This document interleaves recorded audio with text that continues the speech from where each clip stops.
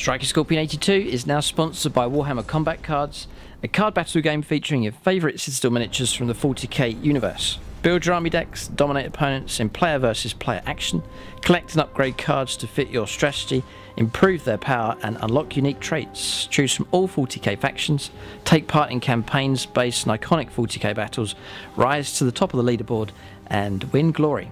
Free to download and play, link is in the video description below or on the channel homepage, and by using the unique link it helps support the channel. Thanks and enjoy the game.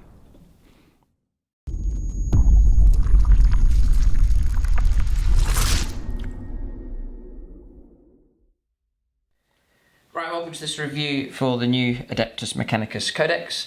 A big thank you to Games Workshop for sending me a copy of this through the post. It's a little bit delayed coming through from Games Workshop, but very thankful to be receiving a copy of this. So the plan is to do a full review here, so I'll flick through the entire book, then obviously start to focus in on the new rules. And then the video will also be like a Tactica review as well. So what I have is I've got a collection of Adeptus Mechanicus at the moment. They've been struggling. It's an older list, sort of a gunline type list that's moving over from 8th edition into 9th edition. I've held off buying new models and sort of restructuring the army. I've been waiting for this moment for the new codex to arrive. So in the comments section below, feel free to leave your own suggestions about my list, what things to change, what things to add in, units to drop, units to keep. It seems that some of the units that I currently have improved here, so I'll certainly be keeping some units, and then what units to add in here to this AdMech force. So a shout out in this video to Goblin Gaming. The link for them is in the video description below. Check them out for 20% off all of your Warhammer. They sell a whole load of other stuff as well from different gaming systems, and then all your paints and terrain accessories and so on available from them as well. So check out Goblin Gaming. There is a special link in the video description below. If you use that link before you make an order and it takes you to their website, then that helps out the channel in a small way as well. So links to that in the video description below. So Adeptus Mechanicus. The main thing of my army at the moment is to adapt to the way 9th edition works. So moving away from solid gun line, number of armies on the channel running solid gun lines previously, which sort of worked quite well. Tau, for example, was one, Adamantine Arm, Adeptus Mechanicus, setting up a strong gun line. You're going to lose if you play that way. You've got to have units that can move out, take and control objectives and so on. So with that in mind, I'm thinking of new units to add in that regard. So we'll flick through the fluff and the pictures first of all, as per usual. Superb production from Games Workshop. Mightily impressed by their 9th edition codexes. I think they are very, very well put together. Brilliant bit of artwork here. So the new Scutari Marshal, just there. But they're brilliantly put together. Very intelligently put together, I think, just the way the mechanics work and the whole structure and rules. I've been very impressed so far by all of the releases that have come out. So I think this is the best the codexes have been. Scutari Legions, Warzone Metallica. Got some new artwork here. The Arcane and the Ancient, Legio Cybernetica. So my list features an Imperial Knight. The whole idea is the AdMech protect the Knight and that the two work together. Should I drop the Knight and go pure Adeptus Mechanicus? I don't know. And then how are you able to take a Knight now? Do you have to just run it from the Imperial Knights Codex, or can it be done through here? We'll see that as we go through, but wondering whether to keep the Knight or not. Explorator Fleets. So if you free up the Knight, I've got about 25% of my points available to spend on different units. Let's talk about Mars. Belisarius himself. Have that model, brilliant. Lucius. Agrippina. Yeah, that's pronounced right. Styges. Gratia. Metallica. Riser. Always like that colour scheme, Voss Prime. Similar to the Howling Griffins, I think. The Griffon, yeah. Demos. Triplex Foul. Yeah, very medieval sort of feel with these. So nothing major going on with the AdMech, just continuing on the range. The Skitarii Marshal, and that's about it. But they are the newer models, the newer spreader models that were released a while back, the Flyers for example. So there's all of those available. The Cavalry as well, I do have my eye on the Cavalry. Incredible models. Cerberus Raiders look fantastic. I know the Soulhounds are very good, I think, in the rules. We'll see how they are a bit later on. There's the Cult Mechanicus stuff as well. The robots still don't have any of them, so there's another option. There's plenty of options for Adeptus Mechanicus. Lots of units available. A good spread of HQ choices. Also, Voss Prime, yeah, my model looks really good painted up in that colour scheme. Wow, look at this. Beach landing style. Well, there's no beach here, but very cool. That's a new setup, I think. Fighting against Chaos Space Marines. Wow, looks fantastic. Really good setup, that one. And then we're on to the rules.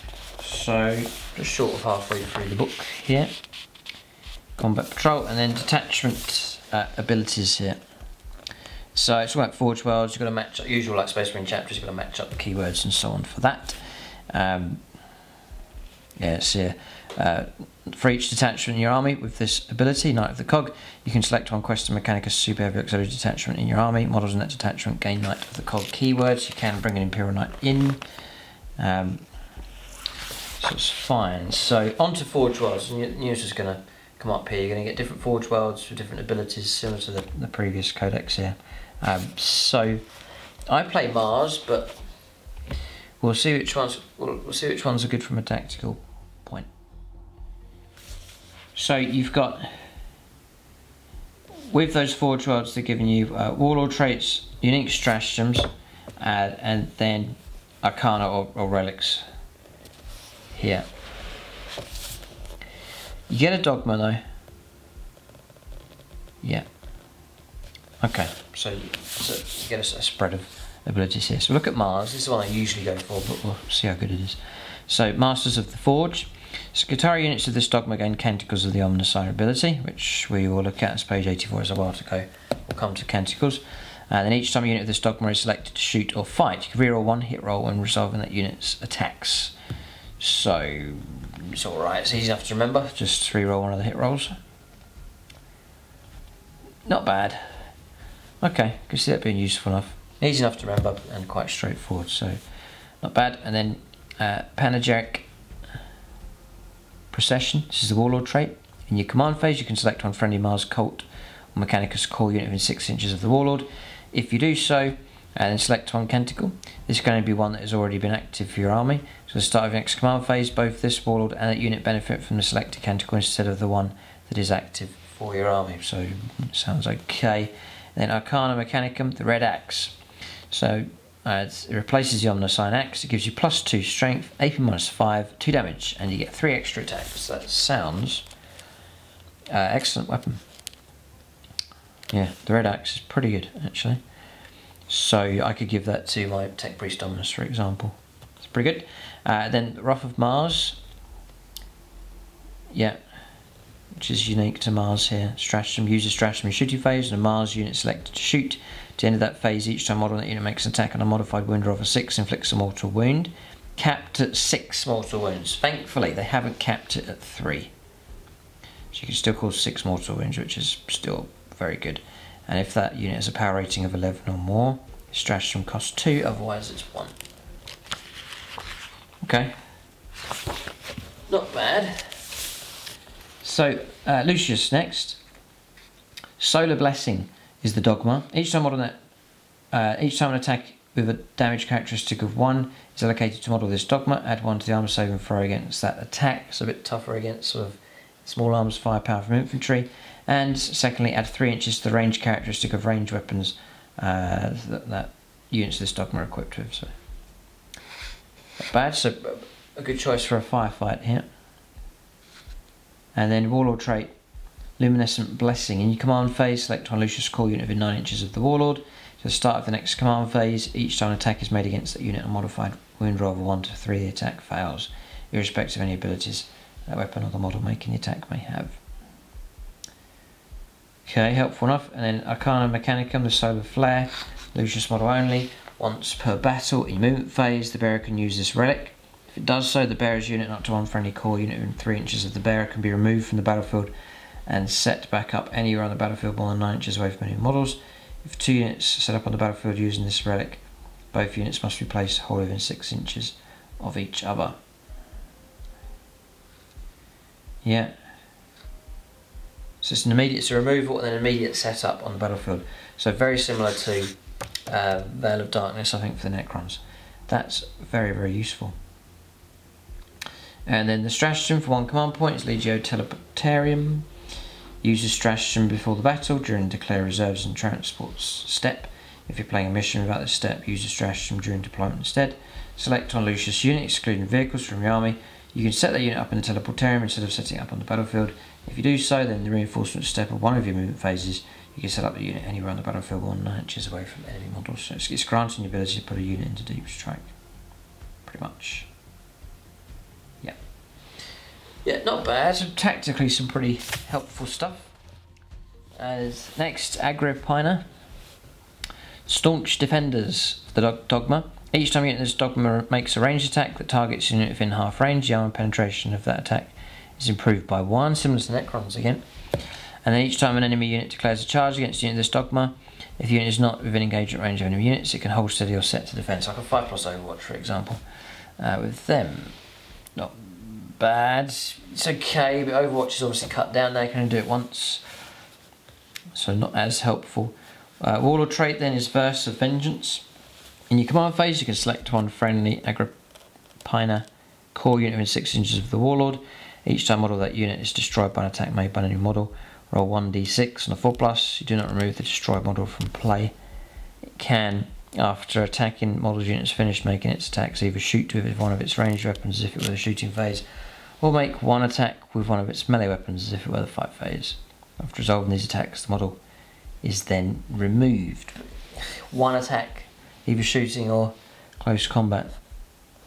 It might, if you're equipped with something really good, it might be helpful. Then Arcana Mechanicum, the Eye of Xylixum. As Agrippina model only, at the start of your shooting phase, select one enemy vehicle within 18 of the bearer. To enter that phase, the bearer gains the following ability. The Eye of Xylixum Aura. While a friendly Agrippina core or Cataphron servitors unit within 6 inches of this model, each time model of that unit makes an attack that would target the selected vehicle, you can reroll the wound roll.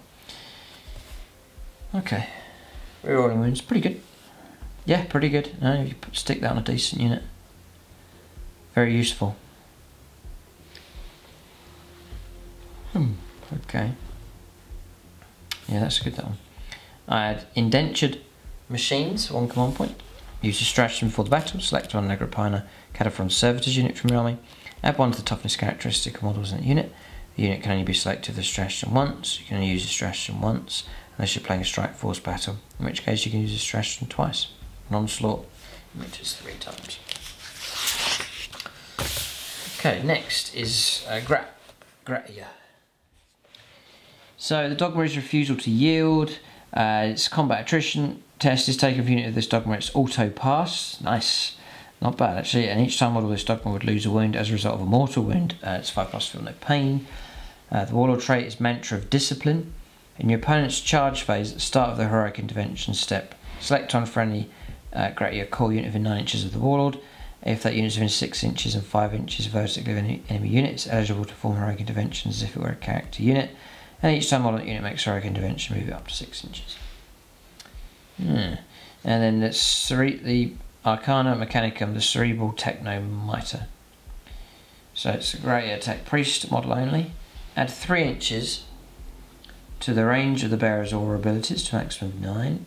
Each time the bearer uses an ability in your command phase that specifies a range, you can add 3 inches to the range of that ability to a maximum of 9. And then Steel Mind Iron Logic costs you 1 command point. Stratagem. Use a stratagem in your opponent's psychic phase when an enemy psyker attempts to manifest a psychic power within 18 inches of the Gratia units from your army. Of any Gratia units from your army. Roll 1d6 on a 4+. The power is denied. Okay. Pretty good chance to block it, 50-50. It's not bad at all. So, next is Styges. The dogma is Shroud Protocols. Each time ranged attack is made against... Each time ranged attack targets a vehicle unit, excluding units with the core keyword of this dogma. If the attacker is more than 18 inches away, the target is treated as having the benefits of dense cover against that attack. So I think it's -1 to hit, I believe. Each time ranged attack targets a unit, excluding vehicle units without the core keyword of this dogma. If the attacker is more than 12 inches away, then the target is treated as having the benefits of dense cover against that attack. Each time a unit of this dogma declares a charge, none of the targets of that charge can hold steady or set to defend. Okay, so you have a bit of defensive help and a bit of attacking help as well. Warlord Traits is the Vowed Hunter. At the start of the first battle round, you can select up to 2 friendly Stratagems units wholly within your deployment zone, remove those models from the battlefield and set them up anywhere on the battlefield that is wholly within your deployment zone. If the mission uses strategic reserves rules, any of those units can be placed into strategic reserve without having to pay any additional CPs, regardless of how many units are already in strategic reserves. Both players have abilities that redeploy units roll off the winner chooses who redeploys the units first. And then the Omnissiah's Hand here for the Archaeotech Mechanicus. Stratagems model only. Once per battle at the end of the fight phase, you can use this relic. If you do, roll 1d6 for each enemy unit within 12 inches of the bearer. On a 2 to 5, the enemy unit suffers a mortal wound, and on a 6, it's d3 mortal wounds. So if you're in the thick of the fighting, that could be quite good. It's okay.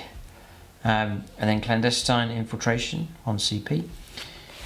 Use your stratagem during deployment. Select one Stratagems core infantry unit from your army. When you set up that unit, it can be set up anywhere on the battlefield that is more than 9 inches away from the enemy deployment zone and any enemy models. Okay, just deep strike. Next is Riser.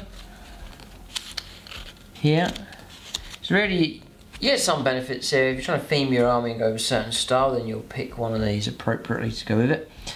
So Riser then, Red Incog and Claw is the dogma. Each time model this dogma makes a melee attack.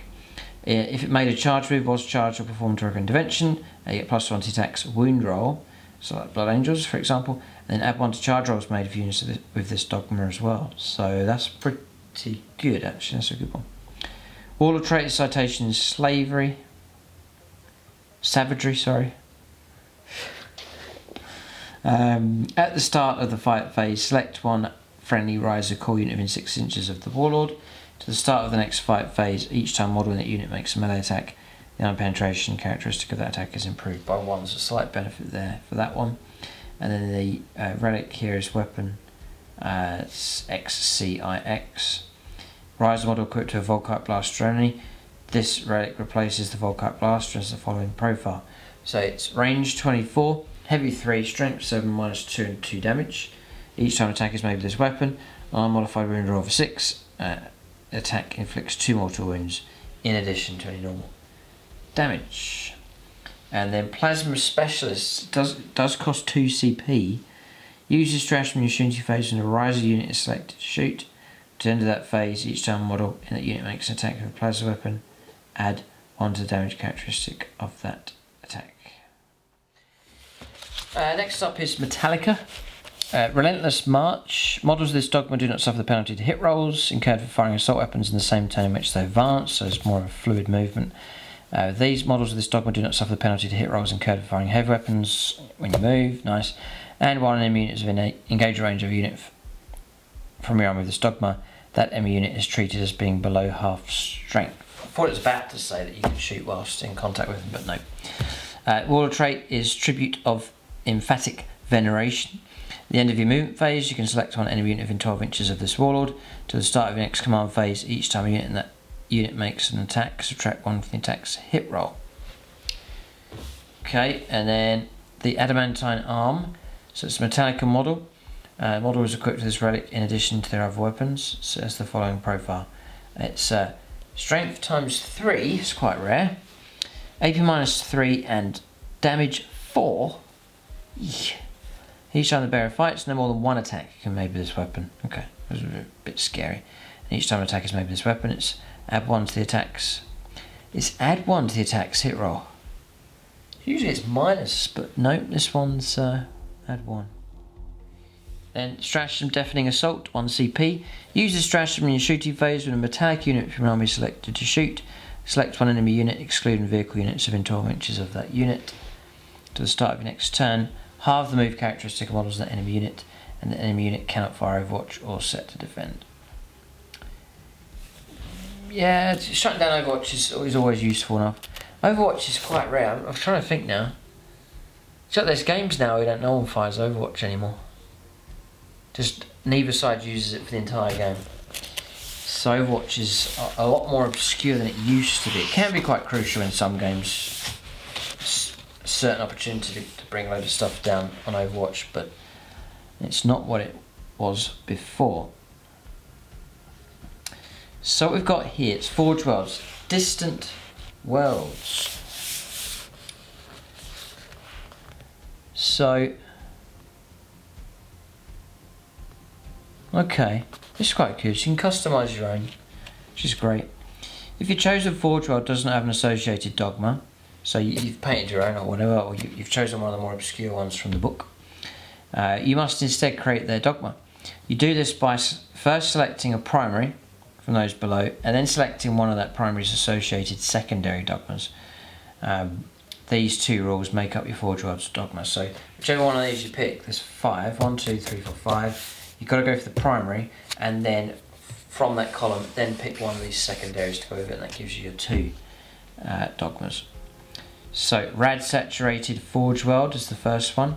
The primary one, which you have to take, is Radiant Disciples. Each time an attack is made, each time a ranged attack targets a core unit of this dogma. If the attacker is more than 12 inches away, subtract 1 from the strength characteristic of that attack. So you take that one, and then you can pick one of these next for secondaries. Luminary Suffusion, Extreme Red Saturation or Ability, one enemy unit excluding vehicle units within 3 inches of this unit. Subtract 1 from the strength and tough characteristics of models in that enemy unit. So a bit of help there. So yeah, it's okay. And there's Scarifying Weaponry. Add 1 to the strength characteristic and improve the arm penetration characteristic by 1 of radiant weapons models of this dogma are equipped with. And that's not bad at all. That really does help them out. And then Machine God's Chosen. Each time a combat attrition test is taken for this unit, ignore any or all modifiers.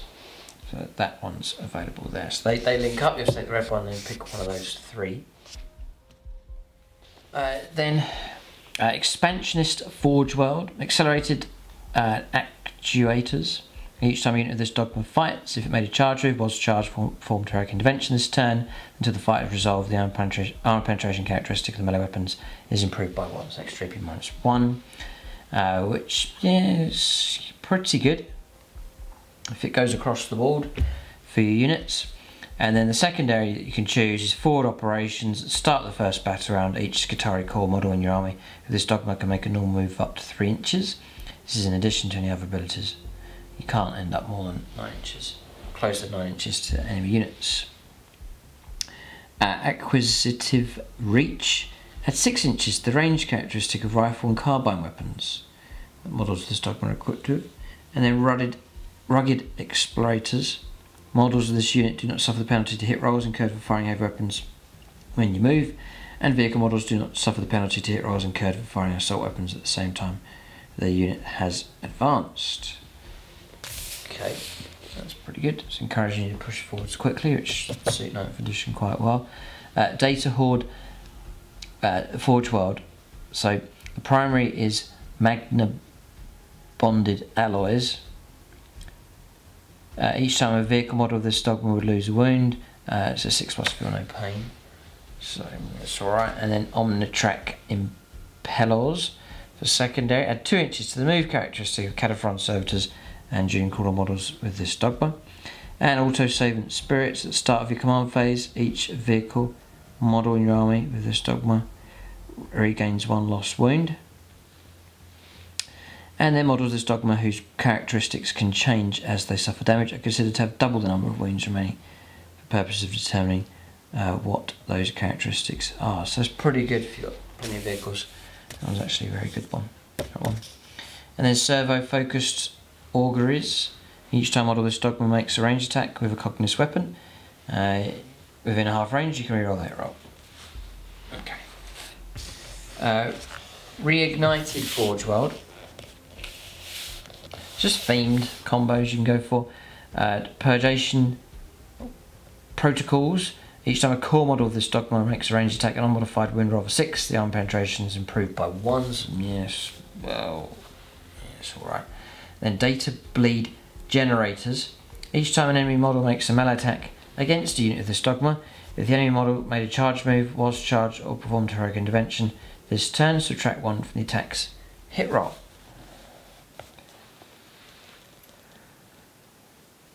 Okay, and then add 3 inches to the range of the aura abilities, excluding the rad saturation ability of units of this dogma. Yeah, and then engineered nanophages. Each time a melee attack made by a model of this dogma is allocated to a model with a save characteristic of 3+ or better. The AP characteristic of that weapon is improved by 1. Just a little... Okay. Yeah. Not bad. Little benefits here and there. There's probably some good combos you can go for. But so far,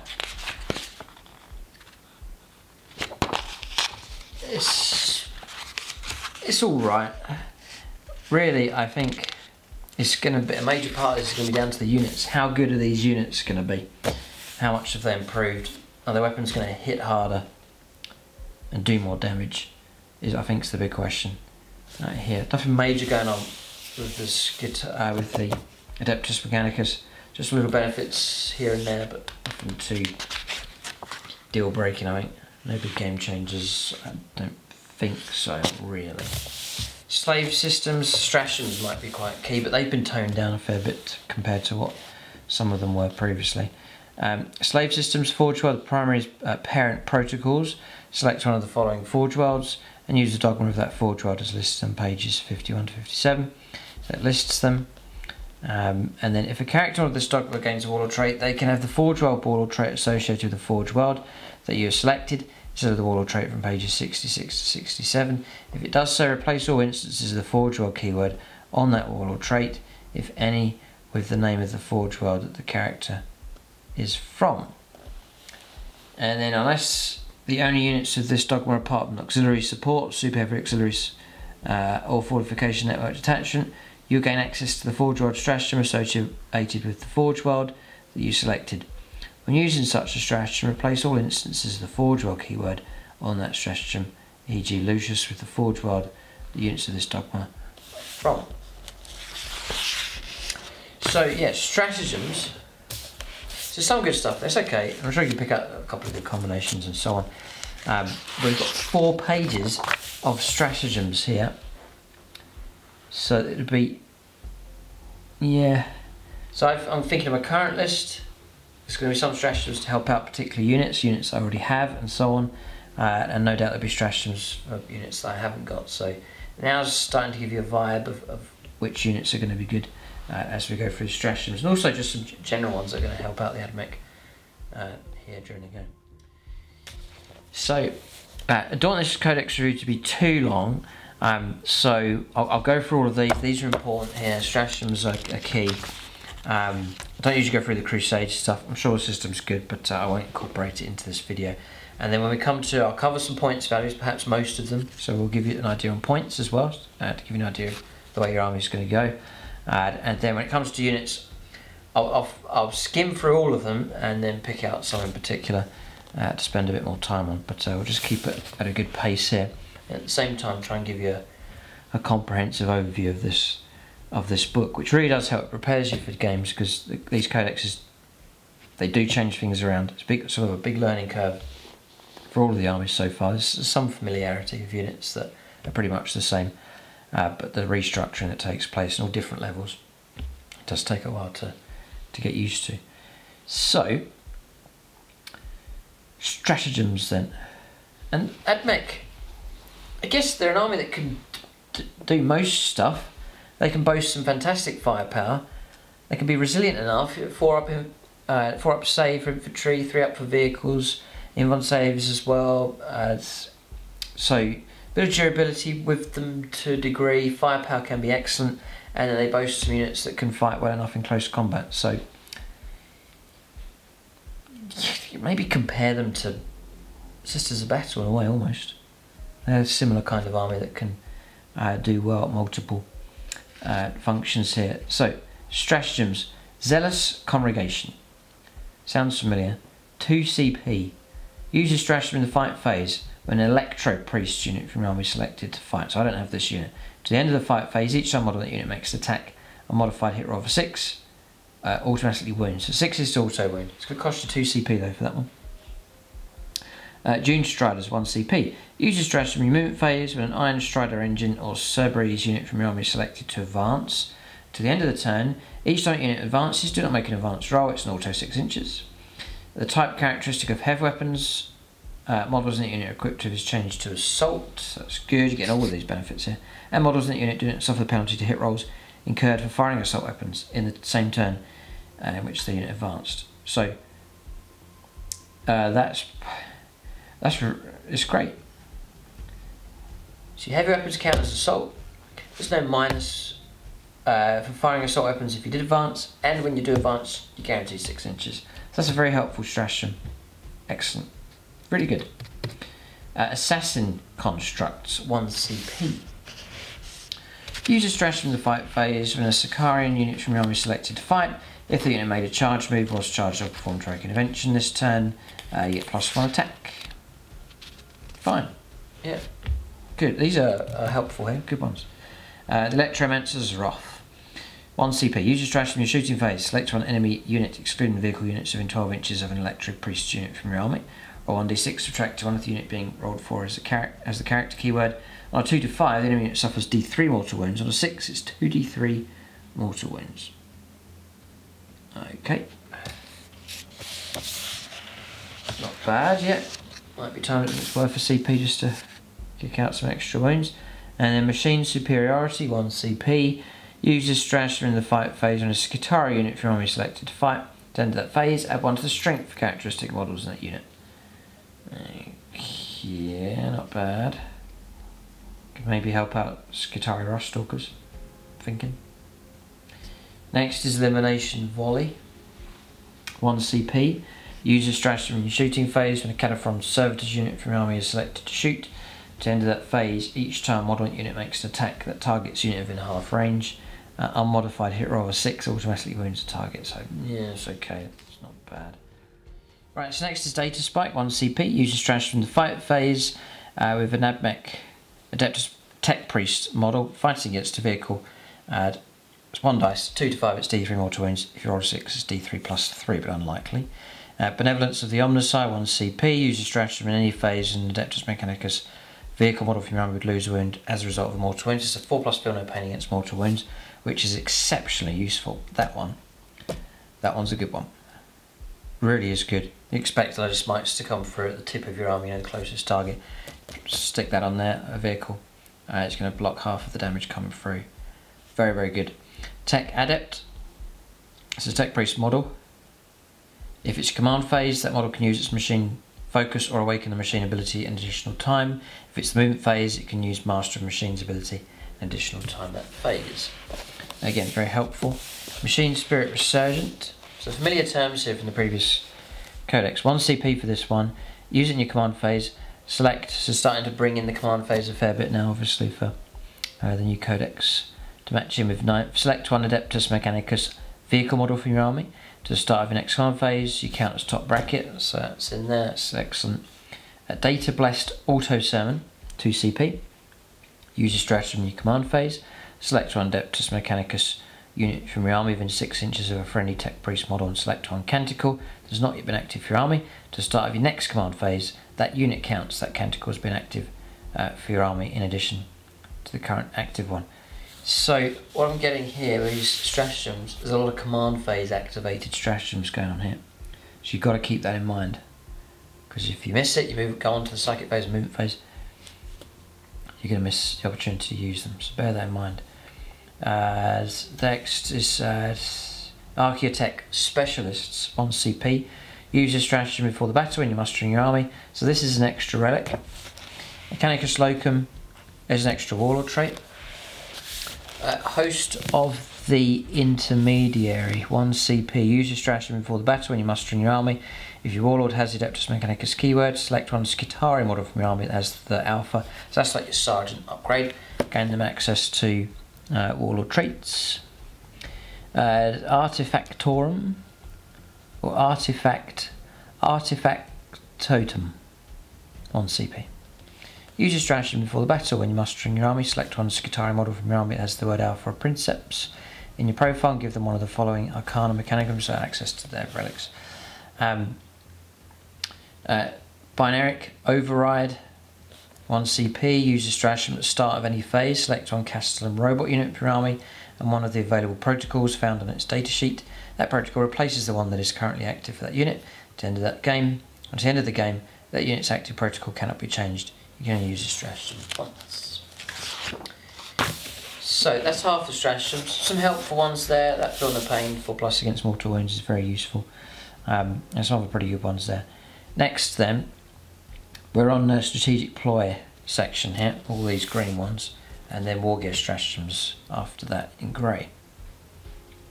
So acquisition at any cost, 1 CP. Use your stratagem at the start of the morale phase. Select one objective marker on the battlefield. To the end of that phase, each time an Adeptus Mechanicus unit from your army takes a morale test, if that unit is within 6 inches of that objective marker, it's automatically passed. Okay. Machine Spirit's Revenge, 1 CP. Use your stratagem in any phase when an Adeptus Mechanicus vehicle model in your army is destroyed. Auto detonates, that one's remained. So a lot of these are quite familiar.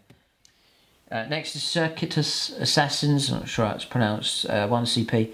Use your stratagem at the end of the movement phase. Select one Sicarian unit from your army, hold within 9 inches of any battlefield edge.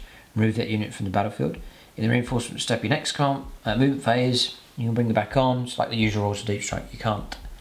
It's got within 9 inches of that battlefield edge and more than 9 inches away from enemy models. But that's quite useful actually, that one. Deeply Sunk Talons, 1 CP. Use your stratagem in your opponent's movement phase. When an enemy unit, excluding vehicle units, is selected to fall back. If the enemy unit is within engage range of any Taraxi sterilizers units from your army, roll 1d6 on 2+ to the end of that phase. The enemy unit cannot fall back because you lock them in. Nice. And then Tactica, and it's 2s to do it. Yeah, excludes vehicles though, but still. That's a sneaky way of using those. You may even find yourself in a combat you know you're not going to win, but the fact that you're tying that unit down could be tactically very, very useful. It's very likely it's going to go ahead 2+. Brilliant. Tactica Obliqua, 2 CP. Use your stratagem in your opponent's charge phase when a Cerberus Raiders unit from army is selected as a target of a charge. If the unit is not within engagement range of any enemy units, it can make a normal move. To the end of the phase, that unit cannot fire Overwatch or set to defend. Your opponent can then select new targets for that charge. Make a normal move. Whew. So, yeah, I love the idea of that. Huh. So your opponent goes to charge them, you play this, and then you make a normal move and get away. So it's like a Parthian style where you move in as a feint and then pull away from the enemy as they try and charge you. Real sort of skirmish type rules, that. Brilliant concept. Crushing Weight, 1 CP. So I'm saying about these codexes, that I think they're well thought out with the rules. Crushing Weight, 1 CP. Use your stratagem in your charge phase when an Iron Strider engine or Castellan Robots unit from your army finishes a charge move. Select one enemy unit with engagement range and roll 1d6 for each model in the Iron Strider engine or Castellan Robot unit. If enemy of that enemy unit, for each 2+, it's a mortal wound. Nice. No cap on that either.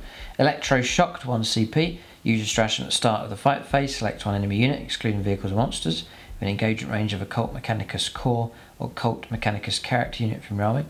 At the end of that phase, the enemy unit is not eligible to fight until all other eligible units from your army have done so. So it's forcing them to fight last, and that's really good. Brilliant. It's only 1 CP for that one. A key stratagem to go with that unit. Big one, that one. Cult Mechanicus core unit. Yeah, there's a few stratagems here where you may have a weaker unit, but you're able to do something to gain the upper hand or to tactically get ahead here, to lock a unit down in combat. So all that's brilliant. And good fun. I think if you pull out some decent stratagems and frustrate your opponent with skill on the battlefield. Booster Thrust.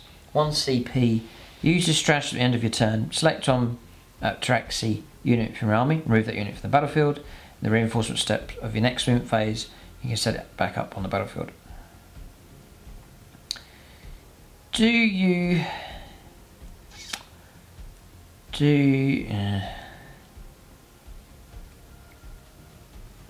Does that override the normal rules? So you've got normal rules, after turn 3 you can't bring anything on, or if you do it counts as destroyed, I believe.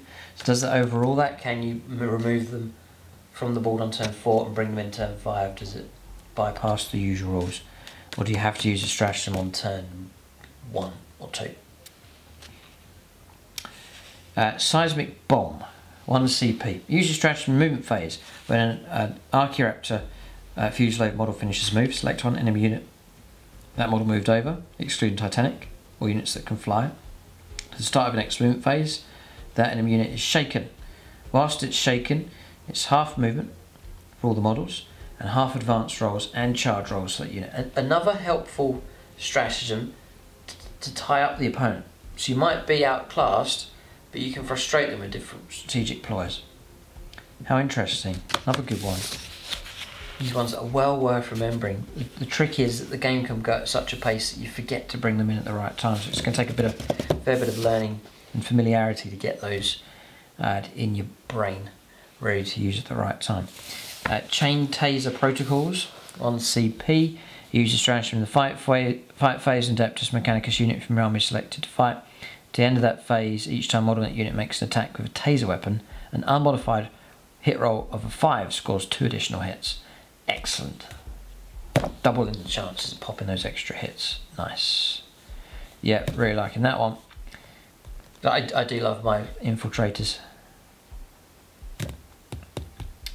Yeah. Yeah, taser goes. Yeah, that's excellent. Brilliant. Info Slave Skull. 2 CP. Use your stratagem at the end of the reinforcement step of your opponent's movement phase. Select one Adeptus Mechanicus core unit from your army. It is not within engagement range of any enemy units. You can shoot as if it were your shooting phase, but its models can only target a single eligible enemy unit set up as reinforcements this turn, and that's within 12 inches of the unit when doing so. Yep, so helpful enough. Now that's similar to the Space Marine one, I think, all spec scan, so useful. Electro, and one that's easily forgotten just in the heat of the moment as the game moves on at a pace. Just need to remember to bring that one into play if needed. Electrofilament Countermeasures. 2 CP. Use a stratagem at the end of the movement phase. Select an Archaeotech model from your army that's equipped with a command uplink and one enemy unit within 6 inches of that model. So at the start of your next movement phase, the enemy unit is not affected by the aura abilities of other enemy units. Okay, so you can shut buffs down with that stratagem. Next one's Arc Grenades. Use a stratagem in your shooting phase and Adeptus Mechanicus Arc Grenade unit from your army selected to shoot. Select a vehicle unit within 6 inches, roll a d6, 2 to 5 it's d3 mortal wounds. If you roll a 6 it's 2d3 mortal wounds. It's very unlikely you're going to get the best result from that though, which is a shame. But it's as good as like a haywire, so you may just need to pick off a couple of mortal wounds, so that could be helpful enough. Intense Exhausts. 1 CP. Use a stratagem in your opponent's shooting phase when Adeptus Mechanicus Smokescreen unit from your army is selected as the target of an attack. At the end of that phase, it's might as well to hit rolls. That's your smoke screen ability there, just to try and protect units. Yeah, I think the Dune Crawlers get it. So anything like that to try and help out a little bit. So not bad. Enriched Rounds. 1 CP. Use your stratagem in your shooting phase when Adeptus Mechanicus unit from your army is selected to shoot. At the end of that phase, each time model unit makes an attack with a radium weapon against an enemy unit excluding vehicles, an unmodified hit roll of a 4+ automatically wounds the target. A hit roll of 4+ auto wounds. Now that's excellent. Really good. I'm thinking of things like Mortarion, for example. Yeah, doesn't exclude. Yeah, brilliant. Wow. Good one. Galvanic Volley Fire, 2 CP. Uses stratagem in your shooting phase when a Skitarii Rangers unit from your army is selected to shoot. At the end of that phase, Galvanic Rifles models that unit are equipped with have a type characteristic of Rapid Fire 2. Does cost you 2 CP. You could let rip with a big volley if you have the right units to do that. And Overloaded Systems, 1 or 2 CP. Uses stratagem in any phase when an enemy vehicle model loses 1 or more wounds as a result of an attack made with an arc weapon by an Adeptus Mechanicus model from your army. If that enemy model's characteristic can change, it suffers damage. If that enemy vehicle's model's characteristics can change as it suffers damage, yes, it's got a damage chart, roll 1d6 on 2+. To the start of the next command phase, the enemy vehicle is considered to have half the number of wounds remaining for the purposes of determining which of those characteristics are. If the enemy model has a Titanic keyword, the stratagem costs 2 CP, otherwise it's 1. So that was okay. Not bad. Right, so stratagems done. There are some good ones in there. Not too bad at all. Now we've got something new, which is called Holy Orders. So if your army's battle forged and includes Adeptus Mechanicus detachments, excluding auxiliary support, super heavy auxiliary, or fortifications, then when you muster your army, you can induct any of the Adeptus Mechanicus Tech Priest units from your army into a Holy Order. So there's costs there. There's Genitors, which is plus 25 points, plus 1 power level. There's Logi, 35 points, plus 2 power level. Magi, 30 points, or plus 2 power level. Or there's Artisans, at plus 1 power level and 25 points. When you induct a unit into a Holy Order, it gains 2 additional abilities, based on which order it's inducted into. One of which is a progressive ability, see below. A Crusade Force cannot start with any Tech Priest units inducted into Holy Orders. To include one in the Crusade Force, you must use the Holy Orders requisition. And then you cannot induct named characters into Holy Orders. It's fair enough. So progressive abilities. Each of these abilities is made up of 2 separate parts, an initial part and an advanced part. At the start of the battle, only the initial part is active for the model. In order for the advanced part to become active, they can perform the following action. So activate advanced protocols. It's an action that needs to be performed. It's a very unique idea here. At the start of your command phase, this model can start to perform the action. The action is completed at the start of your next command phase. When it's completed, the initial part of this model's progressive ability stops being active and its advanced part becomes active instead. So you've got to time it right and think how long you're going to stick to the initial part for, and then you get a turn's gap where you've got to survive for this to come through, this action to be performed, and then the next turn you get the advanced part available. So we'll see here whether any of these are worth going for. So Genitors first. So inducted into this Holy Order, the Tech Priest model gains the following abilities. So Adaptive Mastery. Once per battle, if this model is on the battlefield, when you use an Adeptus Mechanicus Battle Tactics stratagem, reduce the CP cost of that stratagem by 1. Note the CP cost is only reduced by 1 for the use of the stratagem. Any future usages of it cost the normal amount of CPs. And the progressive ability, the initial part, is biomechanical aggression. In your command phase, if this part is active for this model, select one friendly Forge World Core, Forge World Cataphron Servitors unit within 6 inches of this model. To the start of your next command phase, each time model on that unit makes a melee attack, an unmodified hit roll of a 6 automatically wounds the target. So yeah, that's okay. But that's alright. You probably want to get on to the advanced part, which is Hyper Cybernetic Physiology. In your command phase, if this part is active for this model, select one friendly Forge World Cataphron Servitors or Forge World Servitors unit within 6 inches of this model. To the start of the next command phase, each time model in that unit would lose a wound, roll 1d6, and a 6, the wound is not lost. So 6 plus feel no pain.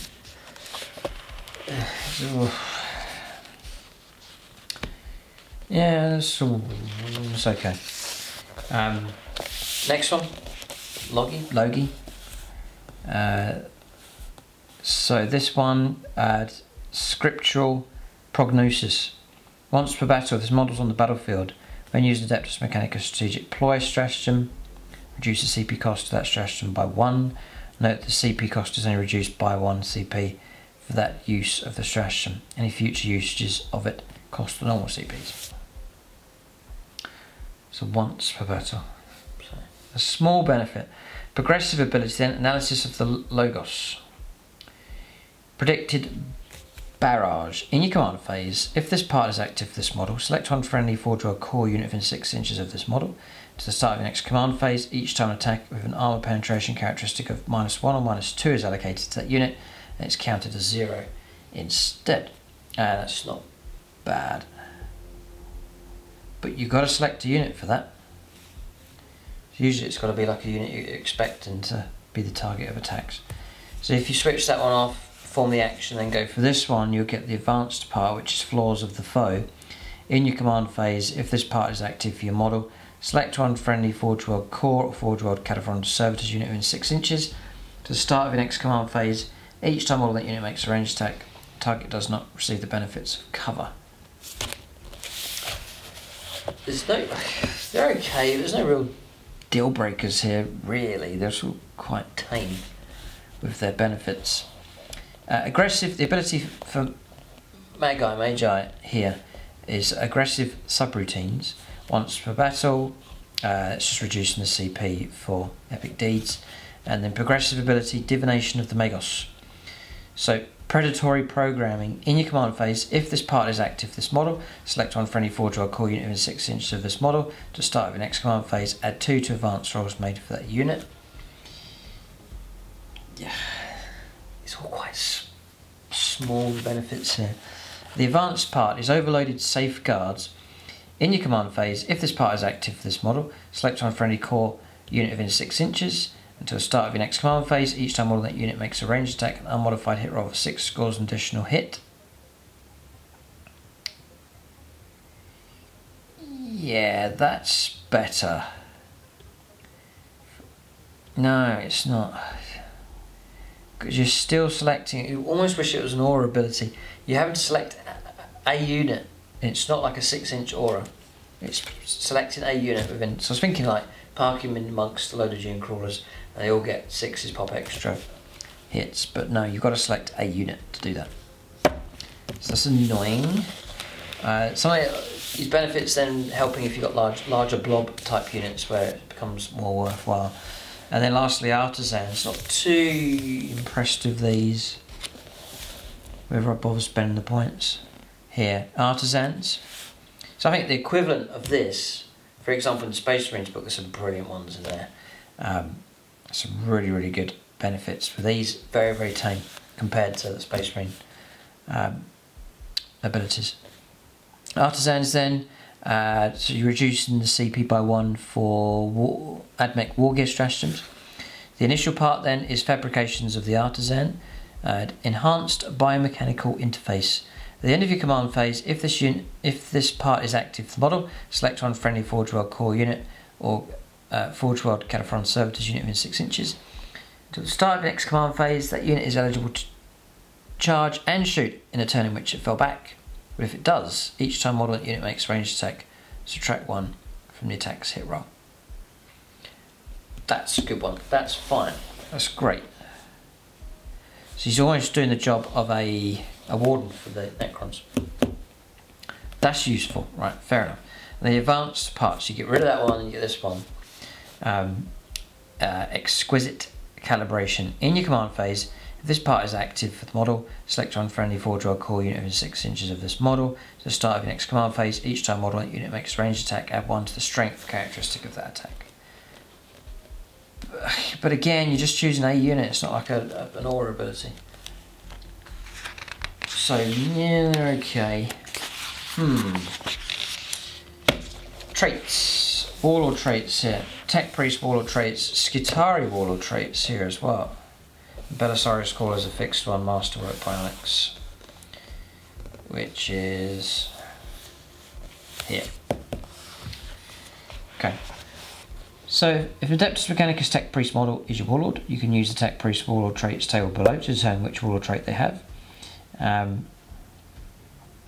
If an Adeptus Mechanicus Scutari character model is your Warlord, you can instead use the Scutari traits opposite to determine the Warlord trait they have in the same manner. So, looking for a good one here, just to help out these HQs and make them worthwhile taking. We'll cover Belisarius first of all. So Masterwork Bionics. So the Warlord has a 4+ Infun save. Each time an attack is allocated to this Warlord, subtract 1 for the damage count. So -1 damage. It does have a habit of dying, so not bad. That's okay with him. So number 1, Emotionless Clarity. In your command phase, select one friendly Forge World Cult Mechanicus core unit within 6 inches of the Warlord. So it's another single unit within 6 inches. Let's do it during the command phase, this one. So the start of your next command phase, that unit is eligible to charge in a turn in which it fell back. Yeah, useful enough. First hand field testing. When you select this Warlord trait, select one weapon this Warlord is equipped with. It's +1 strength and damage to that weapon. So it's okay. I'm looking for stuff to buff firepower. Necro Mechanic. Each time this Warlord uses its Master of Machines ability, the model being repaired regains 3 lost wounds instead of D3. Not bad. Cartogrammatist.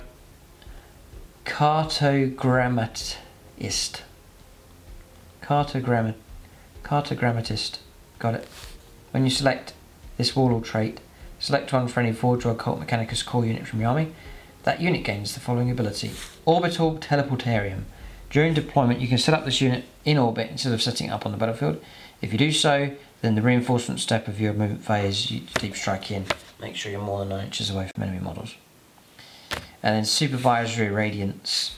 At the start of the fight phase, select one friendly Forge World or Occult Mechanicus core unit within 9 inches of this Warlord. To the start of the fight phase, the next fight phase, each time model in the unit make a melee attack, you can reroll the hit roll. Yeah, useful enough. Helpful. Yeah, no, that certainly help. Reroll your hits. Great. Okay, and then interestingly here, Scutari Warlord traits. So we have 6 of them. Multitasking Cortex. In your command phase, select one friendly Forge World Scutari core unit within 9 inches of this Warlord, or select one friendly Forge World core Data Tepper unit from your the units on the battlefield. To start with the next command phase, if the unit is performing action, it can make ranged attacks without that action failing. So, okay, pretty good. I think there's a stratagem for the Space Marines that's something similar to that one. Battlesphere Uplink, number 2. In your command phase, select one friendly Forge World Scutari core unit within 9 of this Warlord, or select one friendly Forge World core Data Tepper unit on the battlefield. To the end of that next command phase, models in that unit do not suffer the penalty to the hit rolls incurred for firing heavy weapons in the turn in which they moved, or assault weapons when they advanced. Programmed Retreat. In your command phase, select one friendly Forge World Scutari core unit within 9 inches of this Warlord, or select one friendly Forge World Data Tepper unit on the battlefield. To the start of the next command phase, the unit is eligible to shoot in turn in which it fell back. So another ability there to fall back and shoot seems to be popping up a number of times here. So archived engagements. In your command phase, select one friendly Forge World Scutari core unit within 9 inches of the Warlord, or select a friendly core Data Tepper unit on the battlefield. To the start of your next command phase, if the unit is within engagement range of any enemy units, start the fight phase, it can fight first that phase. Firepoint Telemetry Cache. In your command phase, select one friendly Forge World Scutari core unit within 9 inches of this Warlord, or a core Data Tepper unit. To the start of the next command phase, each time a ranged attack is allocated to a model in that unit, it's treated as having receiving the benefits of light cover against the attack. If so, it's +1 to your armor save, and then if that model is entirely on or within terrain and has the infantry keyword, add an additional 1 to armor saving throws against that attack. Now that's nice. Yeah, brilliant. Okay. Okay. And then Eyes of the Omnissiah. In your command phase, select one friendly, as per usual here, Data Tepper unit and core unit. To the start of your command phase, you can reroll advanced rolls and charge rolls made for that unit. So there's all helpful stuff going on here. Yep. I just am not too blown away at this stage. Maybe I've missed stuff, but it all just seems quite average. There's a couple of good things going on, but it's all quite toned down with this one. I could be wrong, I hope I'm wrong. I hope there's some real crackers here, some great combinations going on, but there's some good stuff for sure, but nothing too scary going on here with Adeptus Mechanicus. So, unit choice, as I said earlier, unit choice is going to be key to get the right units to do the job, and then just have these abilities just to help those units along. But the key will be choosing the right units for the right job, which we'll come to a bit later on. So maybe some of these relics might be quite tasty. We'll have a look here. So the Uncreated Gauntlet. It's really, a lot of stuff's shifted on now. It's higher damage, stuff dies quicker, as seems to be the way that 9th edition's going. The Uncreated Gauntlet then. So you're swapping out the Power Fist. You get ×2 strength, AP -3 and straight 3 damage. Each time the bearer fights, it gets an additional attack with this weapon. And each time an attack is made with this weapon, it hits the vehicle. The attack inflicts 1 mortal wound in addition to any normal damage. So, decent enough, not bad. Raiment of the Technomartyr. Each time the bearer would lose a wound, it's a 5+ skill, no pain, so again it's okay. And then there's a bit extra here. In your command phase, select on friendly Forge World core unit within 3 inches of this model. So again, a lot of command phase stuff to remember here. Until the start of your next command phase, each time model that unit makes a ranged attack, you can ignore any or all hit, roll and ballistic skill modifiers. Next is the Skull of Elder Nicola. At the start of your shooting phase, roll 1d6 for each enemy vehicle unit within 12 inches of the bearer. On 2 to 3 they take a mortal wound. On a 4 to 5 it's D3 mortal wounds. On a 6 it's a straight 3 mortal wounds. That's only vehicle units. Get that. Against enemy vehicle units. The Purgation's Purity. Model equipped with a Radium Serpenter only. So you replace it with range 24, assault 3, strength 4, -2, 2 damage. Each time an attack is made with this weapon, unmodified hit roll of 4+, auto wounds the target. Exemplar's Eternity. Skitarii Marshal. The bearer's Servo Arc Blink ability is replaced with Exemplar's Eternity Aura. On a friendly Forge World Skitarii core unit is within 6 inches of this model. So here it comes. What are you going to get? Each time a model in that unit makes an attack, reroll hit roll of 1 and reroll wound roll of 1. So yeah, it's alright. It's only going to help core units. It's just not going to help vehicles. And trying to move away from a gun line, so you're not going to have many units within range to get that benefit. So again, it's not bad. Not too good though, I don't think. Phosphenix. Model equipped with a Phosphor Serpenter only. So instead you get range 18, assault 3, strength 5, -3, 2 damage. And then each time an attack is made with this weapon, the target does not receive the benefits of dense cover against that attack. Each time an attack is made with this weapon against an enemy unit, if a hit is scored, to the end of the phase, the enemy unit is exposed and the bearer gains the following ability. So target exposure aura. While a friendly Forge World core unit is within 6 inches of this model, each time a model on that unit makes a ranged attack against an exposed unit, the target does not receive the benefits of dense cover against that attack. Right. Next is Patacog Tooth. Model equipped with Omnicine Axe. So instead you get +3 strength, AP -2 and 3 damage. That's it. Anzion's Pseudogenitor. The bearer is equipped with this relic in addition to their other weapons. So they get +2 strength, AP -1 and 1 damage. Each time the bearer fights, it makes 3d3 additional attacks with this weapon. That's a lot. I think 3 and 9 attacks extra with that one. Right. The Omniscient Mask next. It's an aura ability while a friendly Forge World Skitarii core unit is within 6 inches of this model. Each time model in that unit makes a melee attack, an unmodified hit roll of 6 scores an additional hit. So 6 is popping extra hits coming through. So that's turn after turn, so it might be helpful enough. Sonic Reaper. Model equipped with a Transonic Cannon. So instead you get Assault D6, range 12, strength 5, -2 and 2 damage. Each time attack is made with this weapon, the attack automatically hits the target. Nice. Each time attack is made with this weapon, unmodified wound roll of 5 to 6 inflicts 2 mortal wounds, and the attack sequence ends. The Temporcopia. At the start of the fight phase, you can select one enemy unit within 3 inches of the bearer. The unit is not eligible to fight this phase until all other eligible units have done so. So, yeah, brilliant. Excellent, very helpful indeed. The cat is very useful, that one. The Cage of Varadimus.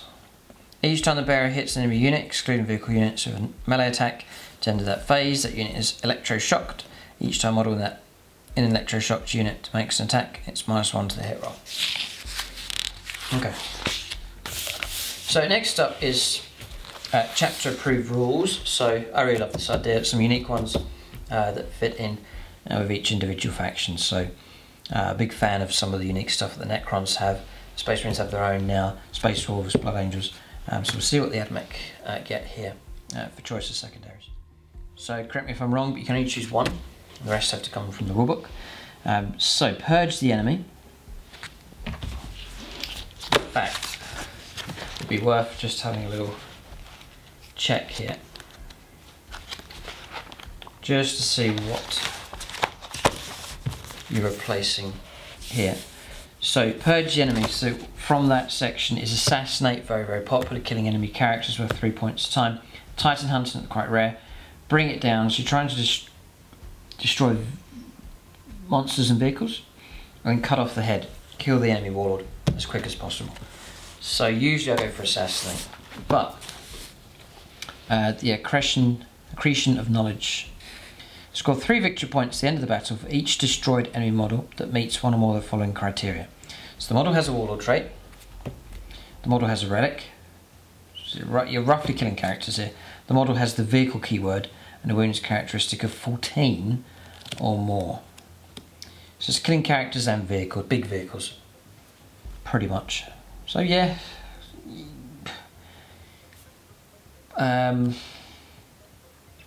very similar to assassinate. So maybe in some situations the opponent's got a couple of larger vehicles, it might be worth doing, but it's really just an adapted assassinate. No mercy, no respite. Eradication of flesh. So no mercy, no respite is thin their ranks, so you're trying to keep a tally of number of models slain, grind them down, that's destroying more stuff than the opponent can, which is quite a popular one. While we stand, we fight, keeping the 3 most expensive units alive. So yeah, open for suggestions on that one. So you can go for Eradication of Flesh. Score 3 victory points at the end of the battle round if there is at least 1 Admech vehicle unit from your army on the battlefield, and if Adeptus Mechanicus units from your army destroyed more enemy infantry units this battle round than enemy units destroyed friendly vehicle units. So try and kill more infantry than enemy can destroy your vehicle stuff. Yeah, it's very thematic. Maybe go for that as an option. Okay, and then Battlefield Supremacy. So you engage in all fronts as having units in table quarters, picking up points, quite popular. Line Breaker, it's getting your units into enemy deployment zone, quite unlikely I think for the Admech. And then Domination, very rare. You've got to control more than half the total number of objectives on the board. Engage in all fronts would be my usual choice, but instead you've got 2 options here. Uncharted Sequencing. Before deployment, assign 1 objective marker to each battle round and note this down on your army roster. The objective marker cannot be assigned to more than 1 battle round. Score 3 victory points at the end of the battle round if you control the objective marker assigned to that battle round. Okay. Yeah, engage in all fronts is more straightforward, I think. This one's quite restrictive. Hidden Archaeovault. Before deployment, your opponent selects 1 objective marker on the battlefield, excluding objective markers in their own deployment zone, so somewhere out in no man's land probably. Score 2 victory points at the end of the battle if you control the objective marker. Score 5 victory points at the end of the battle if you control the objective marker.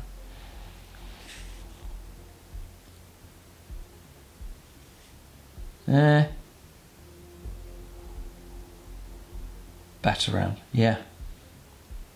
Right, I gotcha. So it's 2 points per turn that you control it. Yep.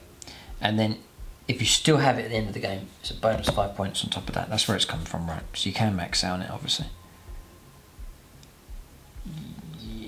Before deploying, select one objective. End of the battle round, yeah. To max out on it, you've got to grab it turn 1, hold it for the whole game. You get 15 points. And it's going to be one in no man's land. Oh. Don't know about that one. Okay. So the safe one's going to be engaged in all fronts again for those. So there's some interesting ones there, but not too strong. Okay, not bad. Crusade rules, which are in cover. Battle traits, requisitions, crusade relics, weapon enhancements, power sources. All of these bits here. Let's give an example of a crusade army.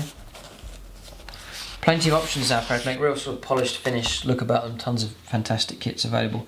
So onto data sheets here. So abilities then. So if every unit from your army has Adeptus Mechanicus keyword, exclude an agent of the Imperium and unaligned a Knight of the Cog units. That unit's characteristics are modified depending on which doctrinal imperative is active for your army. Each doctrinal imperative has 2 effects. An optimization effect that improves one of that unit's characteristics, and a depreciation effect that reduces one of this unit's characteristics. When a doctrinal imperative is active, both of these effects will apply to that unit. So it could be +1 ballistic skill, -1 weapon skill, both at the same time. So they're increasing one thing, but it's costing you a reduction in something else. So fine. Good fun trying to strategically make your choices. Yeah. At the start of the battle round, if there is a doctrinate assembler model from your army on the battlefield, you can select one doctrinal imperative that has not yet been active for your army. If you do so, at the end of the battle round, that doctrinal imperative is active for your army. Then you've got Canticles of the Omnissiah. If every unit from your army has the Adeptus Mechanicus keyword, excluding usual exclusions, this unit gains a bonus depending on which Canticle of the Omnissiah is active for your army. At the start of the battle round, you can select one Canticle that has not been active for your army. If you do so, to the end of the battle round, that Canticle is active for your army. So, yeah, start the battle round. Similar timing to the previous Canticles. Yeah, each time you're choosing one that's not been used. Okay, so imagine the data cards, you have them all lying in front of you, and then you just pick each one as you go along and use them all once. Okay, so gone is the 2 for Mars, Belisarius Core, modifying them up and down. You get to use them multiple times. You're just literally picking them carefully which ones you're going to go for. And it's the start of the battle round, so it's before your opponent moves and so on. You have to choose which one you're going to use up. So really, in effect, what you're doing is you've got 2 charts here. You're selecting an imperative and a canticle, and you're working your way through those throughout the game. So it's almost double the abilities, and you're picking those both at the very start of each battle round. So Protector imperative optimization, improve the ballistic skill characteristic of models in this unit by 1. So excellent. Depreciation is reduce the weapon skill. So as I gave an example earlier on. Conqueror imperative, +1 weapon skill, -1 ballistic skill. Bulwark imperative, improve the save characteristic models in this unit by 1. The models in this unit cannot have a save characteristic better than 2+.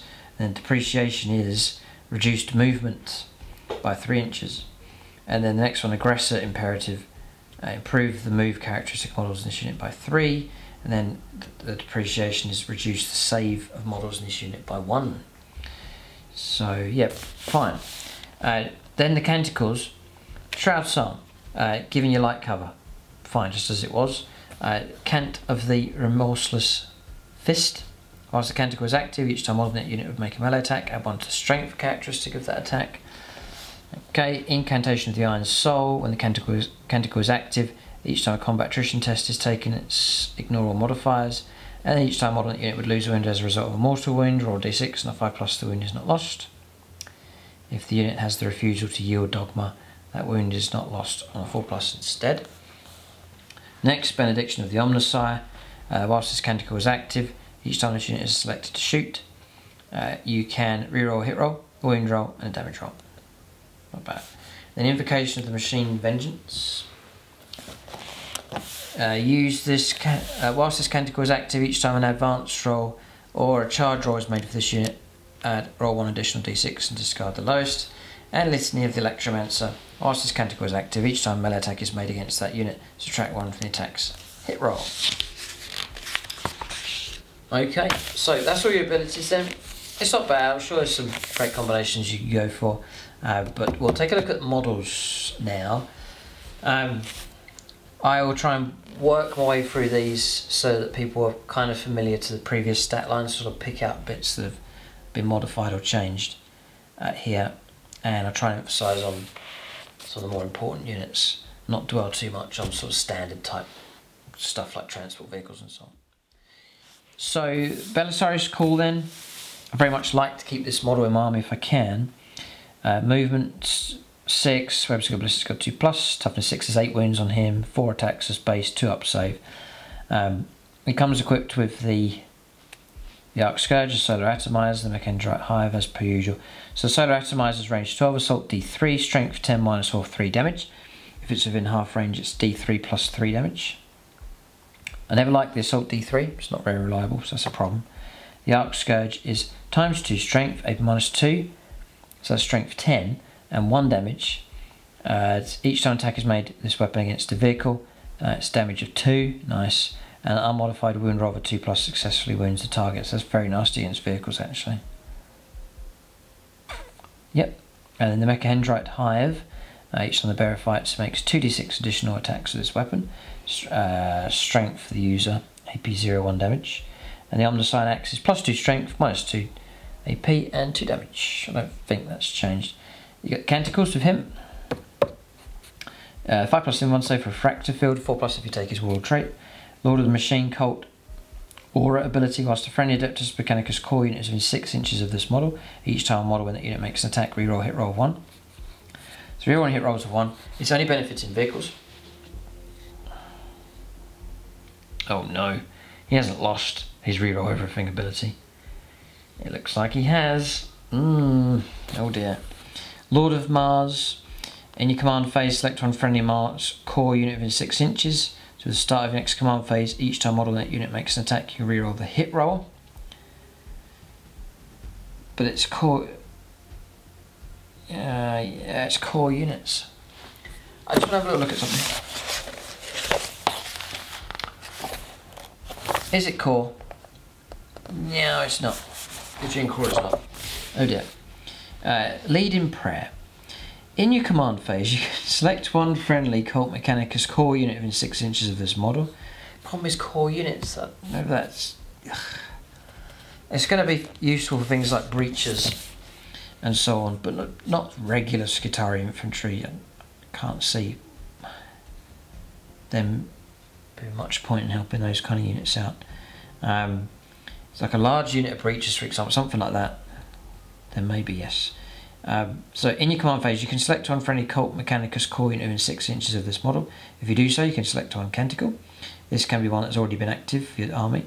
To start with your next command phase, both this model and that unit benefit from the selected Canticle instead of the one that is active for your army. So it doesn't stack on top, it's just instead of.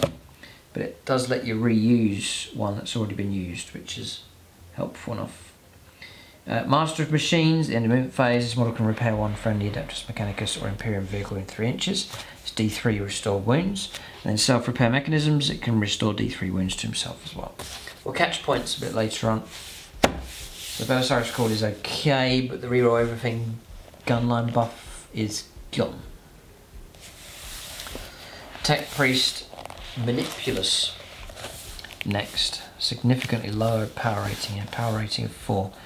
Movement 6, same movement, weapon skill 3+, ballistic skill 2+, strength 4, toughness 4, 5 wounds, 3 attacks, leadership 8 and 2 up save. He's got a Magna Rail Lance and Manipulus Mechahedrites and Omnicide Staff. So the Lance, the Magna Rail Lance is range 36, heavy 1, strength 7, -3 and 3 damage, no abilities, that's it. So yes, okay. And then Transonic Cannon, 12-inch range, assault D6. Strength 4, -1, 2 damage. It auto hits on the target. 62 wounded, a mortal wound. Manipulous Mechahedrites, 3 additional attacks with this weapon. Strength for the user, AP -0 and 1 damage, useless. And then the Omnisign Staff, +3 strength, AP -1, 2 damage. Gets Canticles, Master of Machines, so restoring D3 wounds, 5+7 1 save, and the Galvanic Field. In your command phase, select one friendly core unit within 9 inches. To the start of your next command phase, add 6 to the range of Galvanic, Arc and Radium weapons. And each time an attack is made with one of those weapons, the arm penetration characteristic of that attack is improved by 1. Okay. It may be that you flood the table with units and DACA and firepower and just have smaller characters kicking out some benefits, and that's it.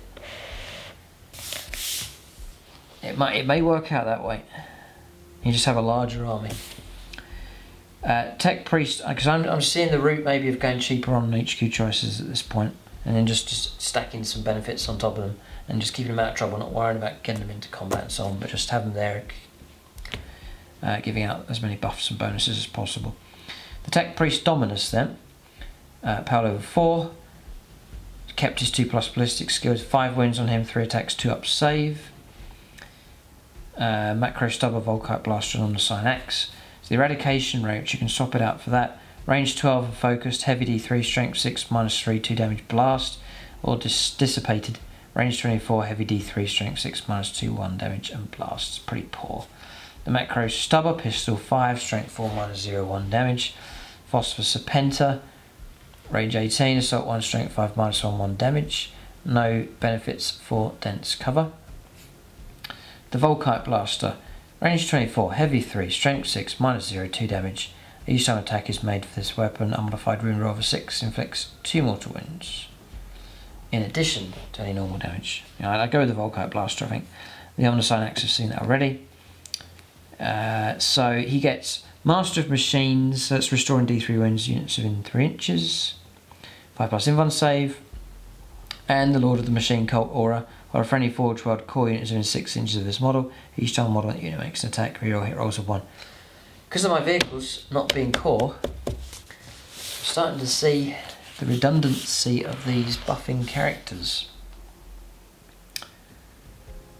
Or, because that overall stat line of weaponry is pretty tame, take smaller characters and stack the benefits on them, as I've said already.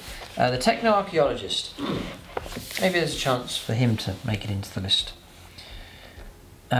So, weapon skill 4+, ballistic skill 3+, there's 4 wounds on him, 3 up save, 2 attacks. So he comes with Eradication Pistol and Servo Arc Claw.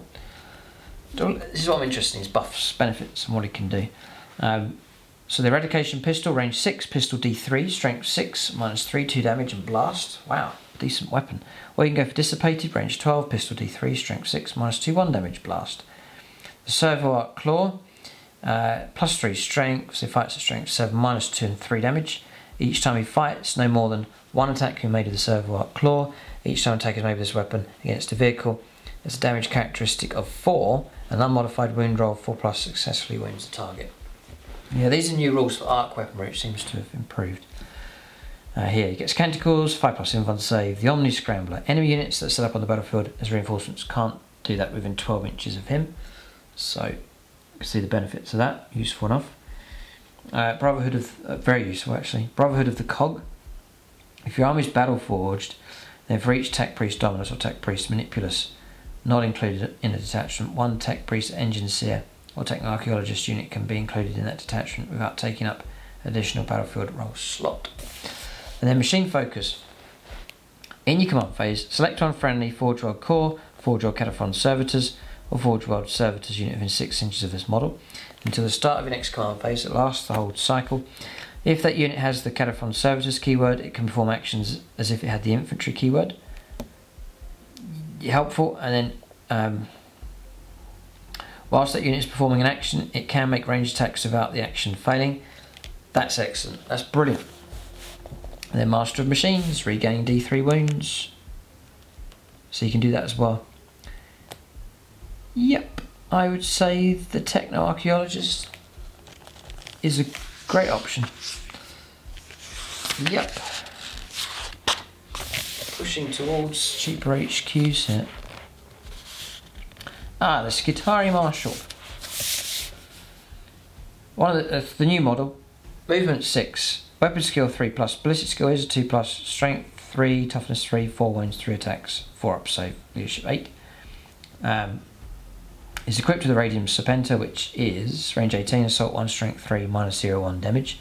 Each time attackers move this weapon against an enemy unit, excluding vehicles. 6 is his auto wounds, so rubbish weaponry.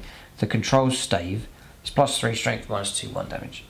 So its abilities here, this is what we're interested in. Doctrine Imperatives. Control Edict. In your command phase, you can select one friendly Forge-Rod Skitari unit within 9 inches of this model, or you can select one friendly Forge-Rod Skitari Data Tefa unit anywhere on the battlefield. Anywhere on the battlefield, wow.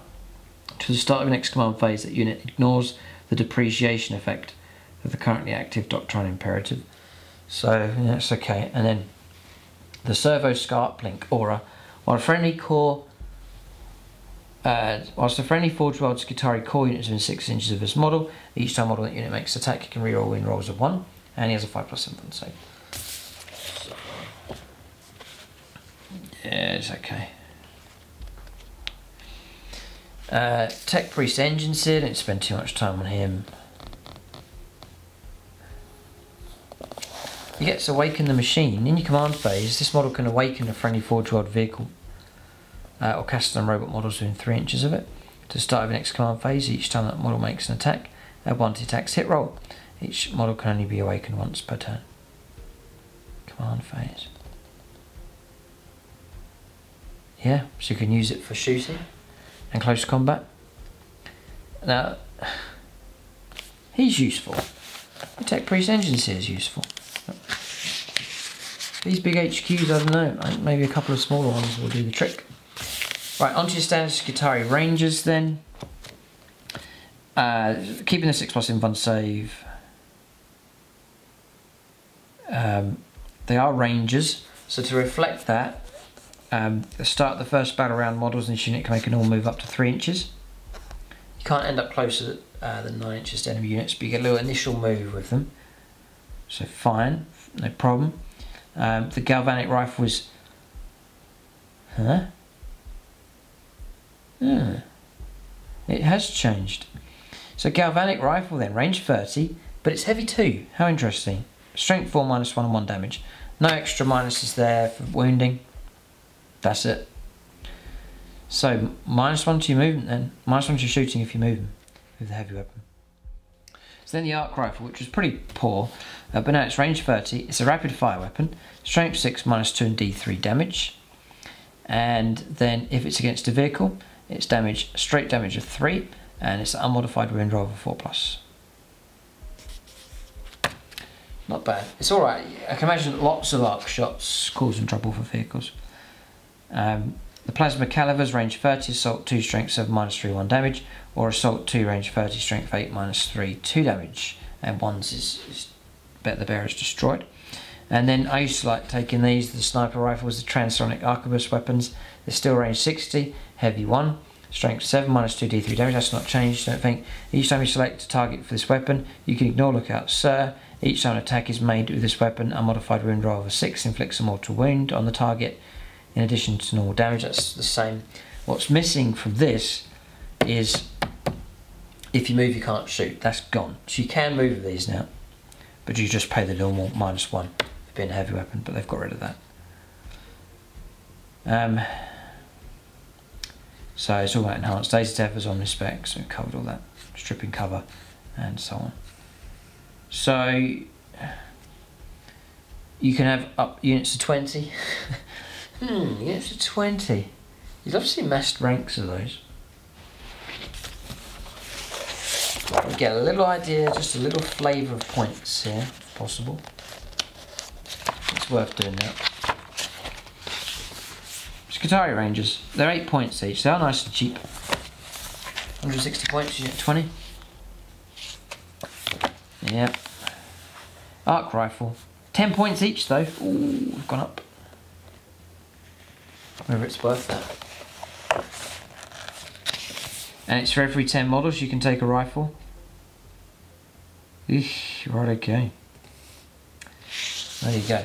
And then Vanguard, still 4 up save here. Same stat line for the Vanguard. Yep. The Radium Carbine is range 18, assault 3, strength 3, -0, damage. 6 is to hit is auto wounds. I think it's pretty much as it was.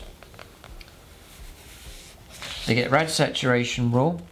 An enemy unit excluding vehicles within engagement range of this unit suffers -1 from strength and toughness.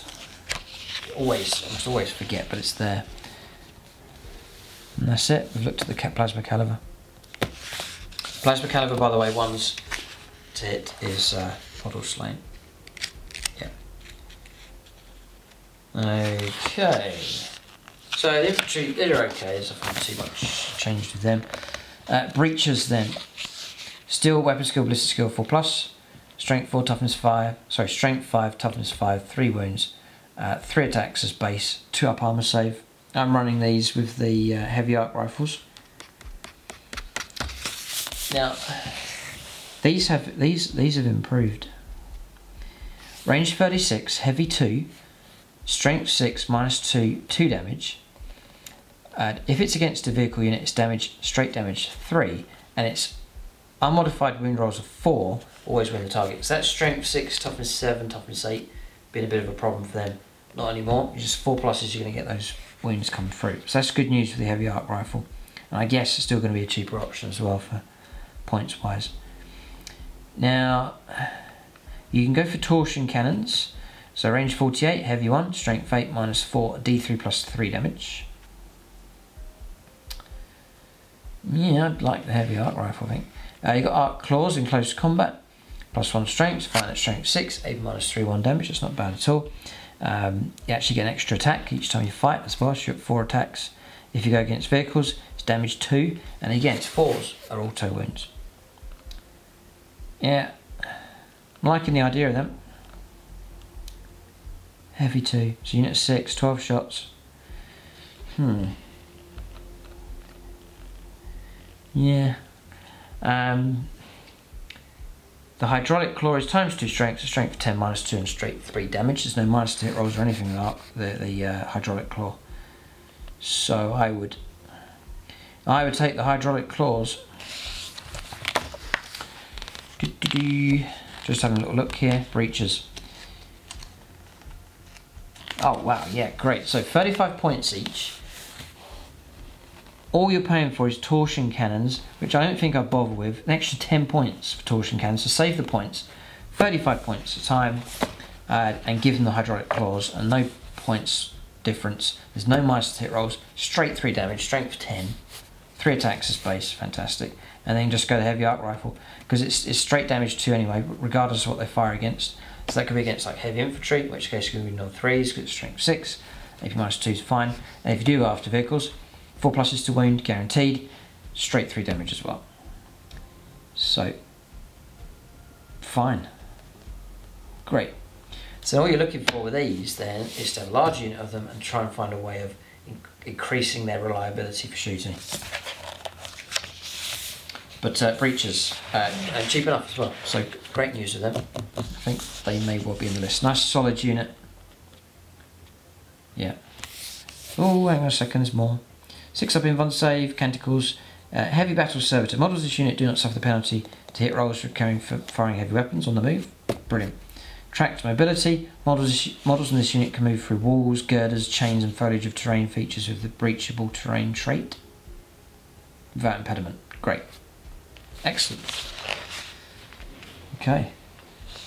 Yes, sorry, yes, because look at this. It actually has the biker keyword. There's restrictions on them usually, but it's overruling it here. So Cataphrone destroyers. So look, starting at 40 points. If you take the Cognis Flamer, it's 5 points, and the Plasma Culverin, an extra 10 points. But other than that, you don't pay for those extras. It's straight 40 points. So they've got heavy grav cannon and Phosphor Blaster. So the Phosphor Blaster's range 24, rapid fire 1, strength 5, -1, 1 damage. No benefits for dense cover. So pretty rubbish. And then the heavy grav cannon Range 30, heavy 5, strength 5, -3, 1 damage.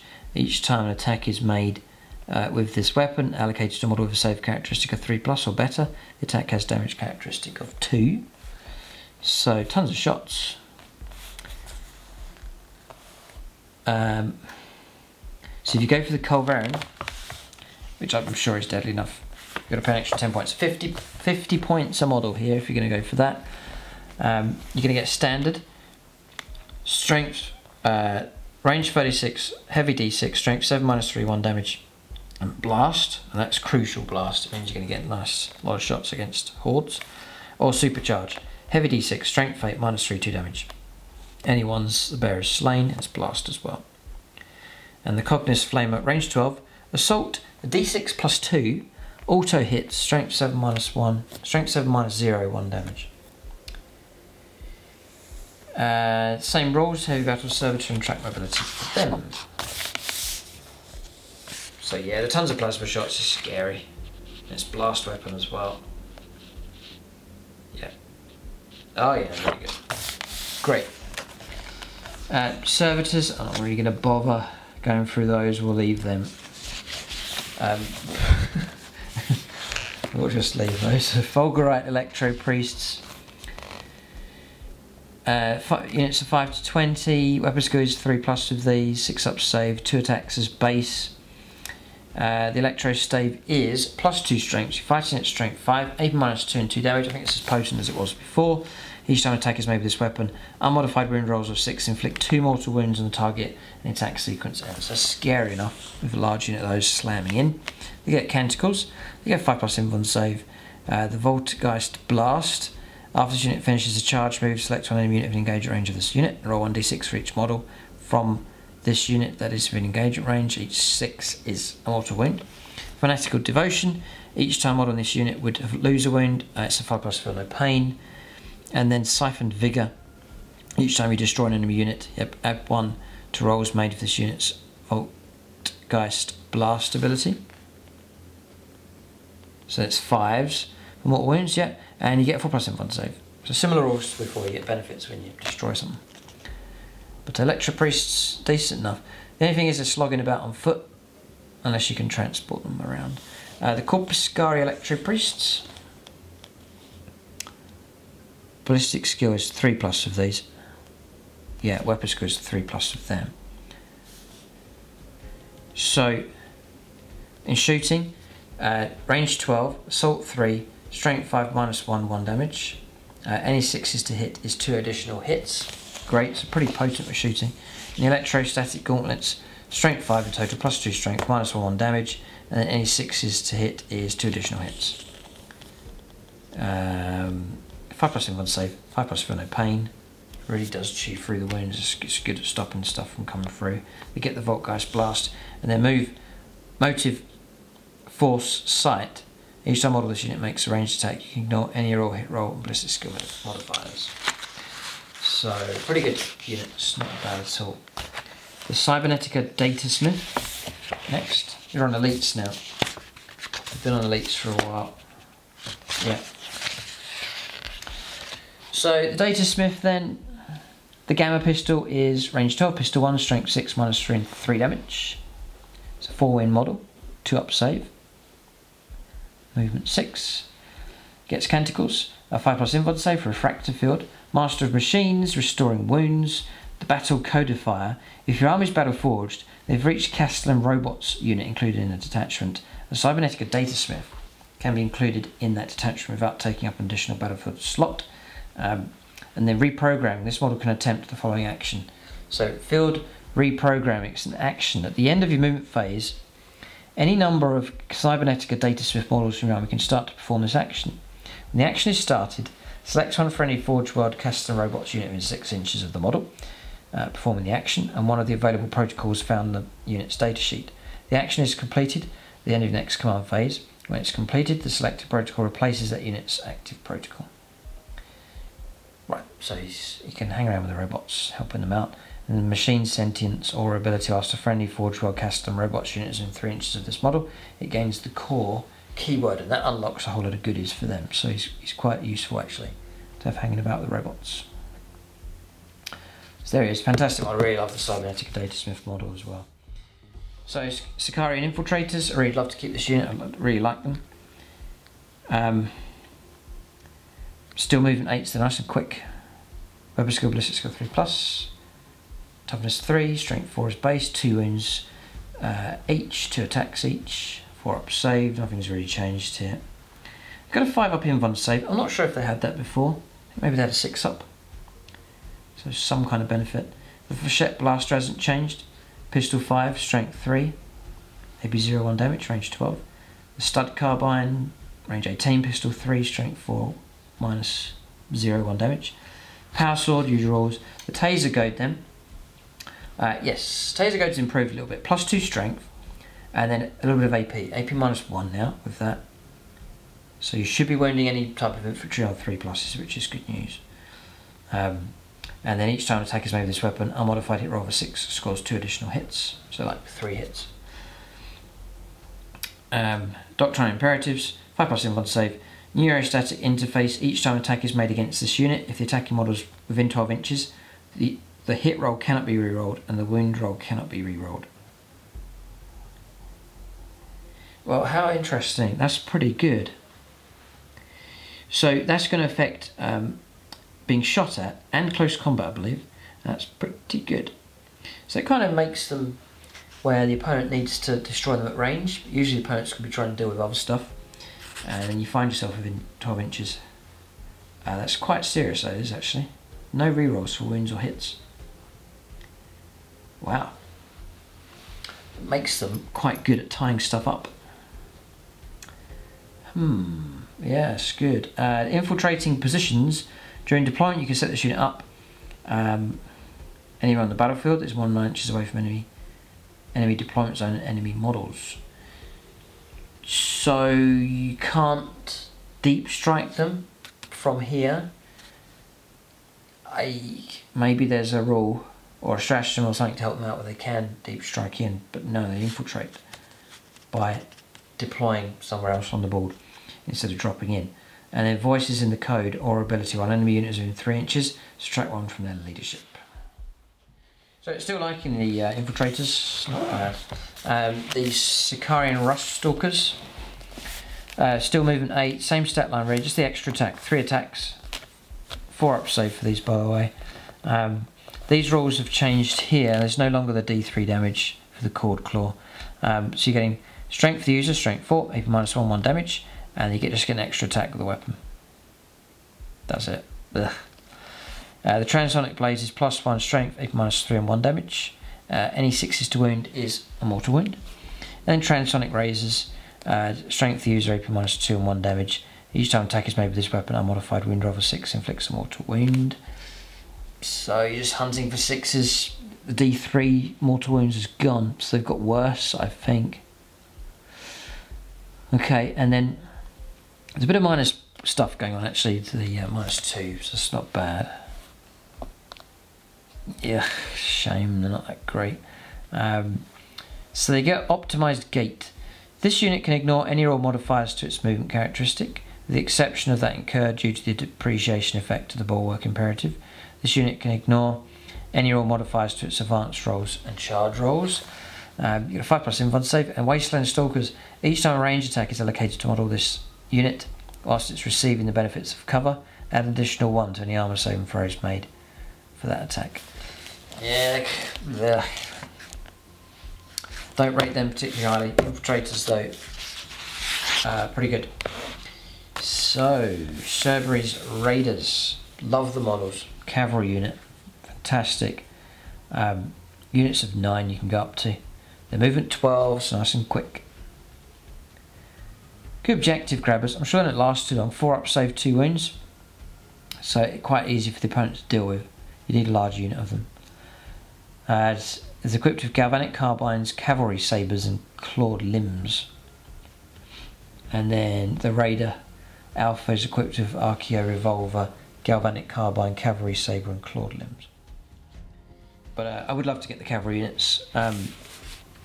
So, the Galvanic Carbine then, range 18 assault 2, strength 4 minus 1 damage, so just, it's alright. The Archaeo Revolver, pistol 1, strength 5, -2, 2 damage. The Cavalry Sabre is +1 strength, AP -1, 1 damage. The Clawed Limbs is +1 strength, it's AP 0, 1 damage. You get 2 additional attacks with that weapon. It's nothing too incredible, really. Yeah. Yeah. Doctrine Imperatives, 5 up in 1 save. Skirmishing line. At the start of the first battle round, models of this unit can make a normal move, as long as you don't end up more than close to 9 inches to enemy units. Great, so you can just swing them out quickly, grab objectives, fine, really cool. So very, these rules matching the fluff behind the unit. And then the Eye of Cerberus here. Each time you select a target for a weapon, a model in this unit is equipped with You Can Ignore Lookout Sir rule. Each time a ranged attack is made by a model in this unit, and a modified wound roll of 6 inflicts a mortal wound, in addition to any other normal damage. Yeah, well,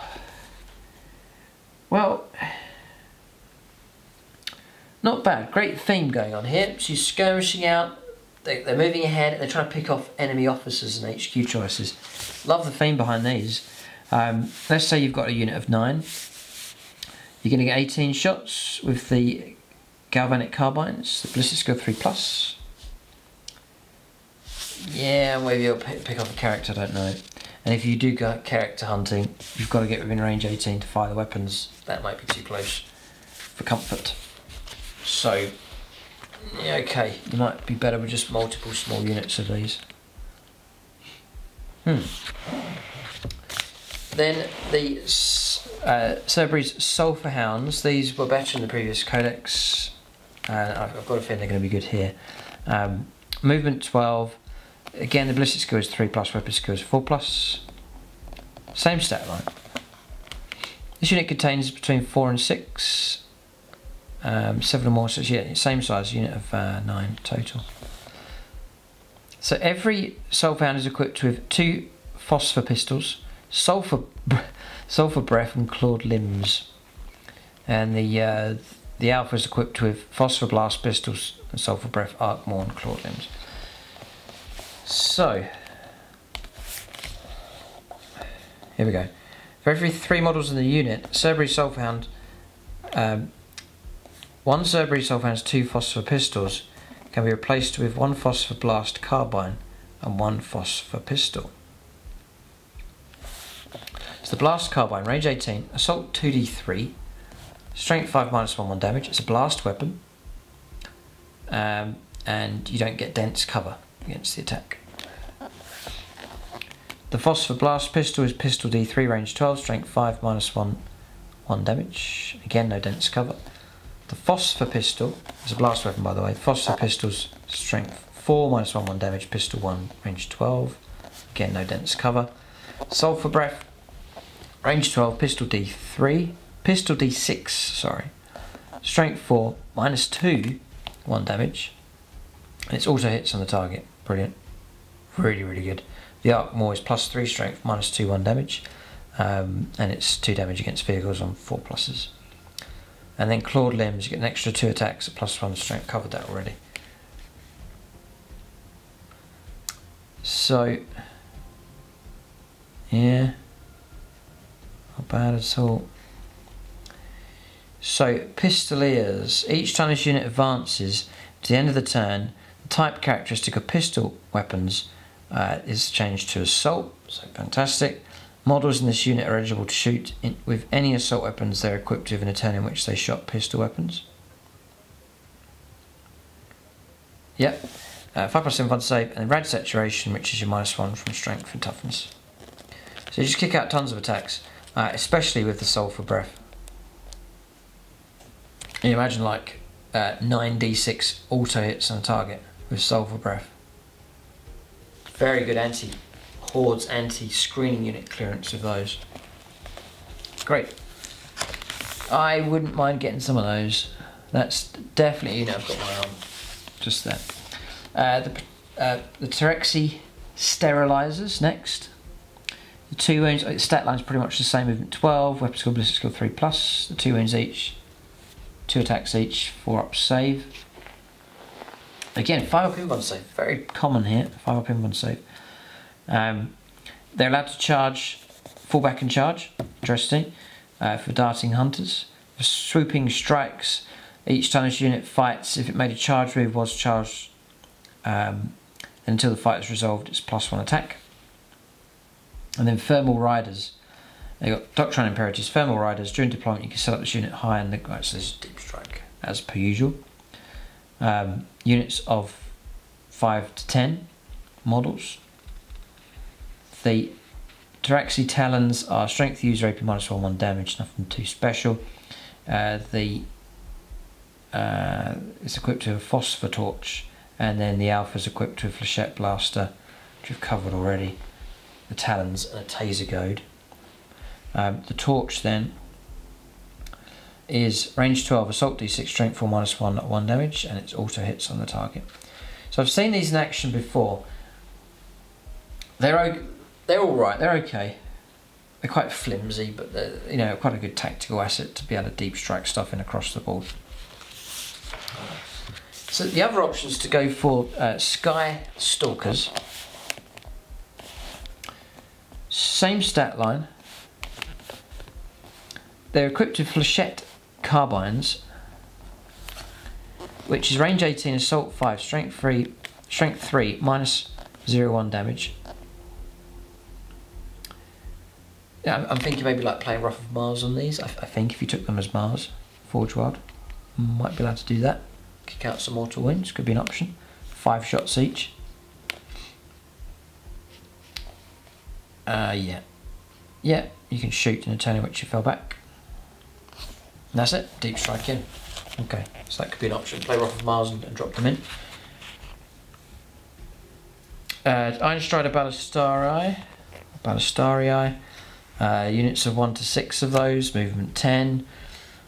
Weapon skill, ballistic skill 3+, strength 5, toughness 6, 6 wounds, 3 up save, 2 attacks as base. So you can go for the Twin Cognis Auto Cannon, assault 6, range 48, strength 7, -1, 2 damage, or the Twin Cognis Las Cannon, which is no longer d6 damage, it's d3 +3, and it's strength 9, assault 2, -3. Deadly weaponry here, really good, and really good actually, because you got your 6 wound model, so you got no as your damage, as your wounds go down, there's no table here. He's going to stay at that ballistic skill 3+. Brilliant. And brilliant range 48, fantastic. They explode, you've got bionics, 6 up save, invuln save, and the broad spectrum data tether. There, okay, so yeah, but they're firepower. You're taking the laser cannons. Excellent firepower available from them. Wow, really good. Dragoons. They've been a very popular choice in the past. Movement 10 with these, I don't think much has changed. Toughness 6, wound 6, 4 attacks as base, I think that's gone up by 1. It's an extra attack compared to what they had before. They are a 3 up save. I didn't know they were 3 up save, I think they were 4 up last time. So we've covered Phosphor Serpenta. The Radium Giselle, range 30, heavy 2, strength 5 -2, 1 damage. Ignore Lookout Serve, it's going to take a fair while to try and get rid of characters that way. 6s, unmodified 6s to hit is auto win the target. But the Taser Lance then, +3 strength, so fighting at strength 8, -2 and 2 damage, and any 6s is 2 additional hits. It's unmodified 6s though, I don't think you can improve it. They keep the incense clouds, it's still a -1 to hit them. And that's about it. 6 up in one save. Okay, so Dragoons are there. They seem alright. Yeah. I'm liking the Cavalry units. And even the Sky Stalkers for their range, their firepower, and Wrath of Mars in them perhaps. And maybe a Sterilizers unit of each, something like that. Castellan robots then. Mixed opinion about these. Some people can't stand the models, but I think they're very retro style with these. So you're looking at weapon skill, ballistic skill 4+ with these. Strength 6, the toughness 7, 7 wounds each, 3 attacks base, 3 up save. Leadership 10. They come with Castellan Phosphor Blaster, Incendine Combustor, and Castellan Fist. The fist is +4 strength, fighting strength 10, -3, 3 damage, and God, and it's not -1 to the hit rolls, it's an extra attack. So you've got 4 attacks with that fist, -3, 3 damage. Deadly. A crowd of those will tear a target apart in close combat. Nasty robots. Yeah, they're good, I do like them. And they're the perfect kind of unit to be restoring wounds back onto them and keeping them going. Nice. Your other weapons then, the heavy Phosphor Blaster, range 36, heavy 3, strength 6, -2, 1 damage. No benefit for dense cover. The Incendiary Combustor, range 12, heavy D6, strength 5, -2, 1 damage. It's auto hits on the target. And the Castellan Phosphor Blaster, range 24.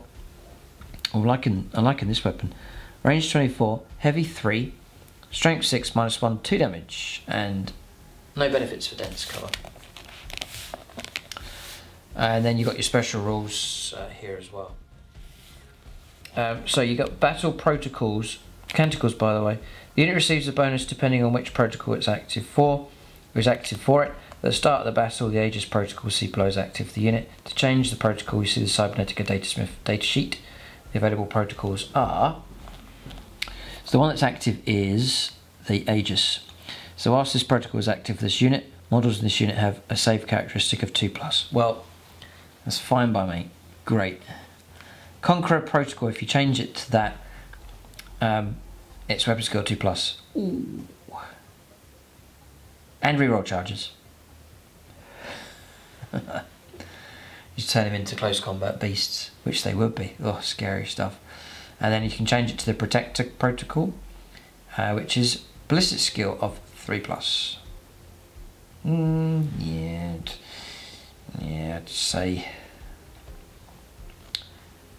I would say Aegis is fine, and then when you're ready to go in, go for the 2+ weapon skill, which is fantastic. The Repulsor Grid. Models in this unit have a 5+ invulnerable save against ranged attacks. Each time an invulnerable save throw is made for a model in this unit against a ranged attack, an unmodified saving throw over 6, the attacking model's unit suffers a mortal wound. Huh. And that's it, they do explode. That's the robots though, looking solid with those. The Scorpius Disintegrator. So this is like your heavy tank with all its weapons. 12 wounds, toughness 7, 3 up save, usual sort of stat line for tanks. That depreciates down as the damage comes in. So the Belaros Energy Cannon, range 36, heavy 3d3, so between 3 and 9 in shots. Strength 5, -1, 2 damage, and it's a blast weapon. And you can fire at targets that are not visible to the bearer. It's very useful indeed. Comes with 3 Cognis Heavy Stubbers. So Assault 4, Strength 4, -0, 1 damage. That's going to be 12 shots. Again, range 36. The Disruptor Missile Launcher, which is... God, there's a lot of shots from this thing. Range 36, heavy D6. It's a blast weapon though. Strength 7, -2, and D3 damage. And then you can swap the Belaros Energy Cannon to a Ferromite Cannon, which is heavy 3, range 48, strength 8, -3, and 3 damage. Not bad. Yeah, lots of firepower available from them things. The Onagadroon Core, I've been looking at this one earlier on. It's pretty much remained as it is, still 11 wounds, still 3 up save, toughness 7.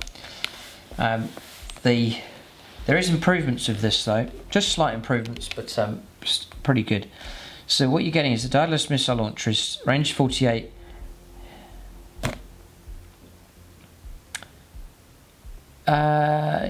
Yes, now let's just, there is something I've just spotted here. They get smoke screen by the way, so you can try and protect them a little bit. They've still got the Elementus Force Field, 5+ invuln save. They get Doctrine Imperatives. Now, what I'm looking at here is the way the weaponry works. So these weapons are all listed separately, so you're not locked into firing all weapons at one target. You can split your firepower all over the place by the looks of it. Yeah, there's nothing here to say that you have to fire everything at the same target, I don't think. No. So you can fire your Daedalus missiles at one target, your Gatling rocket launcher at something else, the autocannons at something else. So you really can split stuff up now with this model. I'm still liking the idea of these. The Daedalus missile launcher, range 48, heavy 1, strength 7, -3 and d6 damage. Each time attack is made with this weapon against an aircraft unit, it's +1 to the hit rolls. +1 against aircraft, so you're cancelling out the -1 for hard to hit, pretty much. There's no minus anymore firing anything else. Everything else is normal ballistic skill, so that's good news. The Eradication Beam, if you go for that, is focused, range 18, heavy d6, strength 8, -4 and 3 damage, blast. Dissipated, range 36, heavy d6, strength 8, -3, 2 damage and blast. Still very potent, just gaining the extra range. The Gatling rocket launcher, range 48, heavy 5, strength 6, -2, 1 damage, +1 against aircraft. The neutron laser, heavy d3, so yeah, you could just get one shot. Strength 12, -4, d3 +3 damage, blast weapon. And the Twin Icarus autocannon, heavy 4, strength 7, -1, 2 damage, +1 against aircraft. And the Twin Onager heavy Phosphor Blaster, range 36, heavy 8, strength 6, -2, 2 damage. And no benefits for dense cover. So that's it. Not sure what to do with those. They're not bad. The Scorpius Dune Rider, 12 wound model, 3 up save. It's kicking out Cognis Heavy Stub. We've got 2 of those. That's going to be strength, Assault 4, Strength 4. We covered all that already. The Twin Cognis Heavy Stubber, same stat line, but Assault 8. So you're kicking out loads of shots. No minus on the AP though. Just a load of DACA comes from this thing. It can transport 12 infantry models. So like a squad of 10, a couple of HQs can all go inside this thing. So that'll ship you across the board quite nicely to where you need to go. Movement of 12. Nothing special going on with that. So then you get your flyers. Seem a little bit lacking, but we'll see what you get. Look at all this. All these extra rules. Taking up a whole page. Movement is 20 to 50 inches. Weapon skill, ballistic skill 3+, and it drops down. Only 10 wounds, toughness 7, 3 up save. With that. So it's equipped with 2 Cognis Heavy Stubbers and a Twin Cognis Heavy Stubber. So the same kind of firepower as this, and it's got a command uplink. You can take a chaff launcher on it. The bearer gains the smoke screen keyword. Each time attack is made to the bearer, subtract 1 for the damage characteristic of the attack to a minimum of 1, so it's quite useful. And the command uplink. The bearer gains the data Tefla keyword and the following ability. Command uplink aura. While a friendly Forge Rod Skitarii core unit is in 3 inches of this model, add 1 to leadership characteristic. Right, okay, that's nothing. Waste of time. Combined landing. If a detachment contains multiple Archaeotech transvector models, you can choose for pairs of them to make combined landings instead of setting them up on the battlefield. For each combined landing that you want to make, select 2 Forge Rod Archaeotech transvector models. Those 2 transport models are treated as one model with a combined transport capacity of 12. Forge Rod infantry. Right, so 6 models. What am I going to do about a squad of 10? You can take 2 of the flyers and split the squad up, type thing. So 12 infantry models for the purposes of which units are embarked within them. This means that an eligible infantry unit containing 7 to 12 models can start the battle embarked within these 2 transport models. So fine. These 2 transport models can be set up on the reinforcement step of the first or second or third movement phase. First, you come in turn 1. Regardless of any mission rules, it must be set up at the same time. Any units embarked within those transport models must immediately disembark. That may well suit just fine. And more than 9 inches away from enemy models.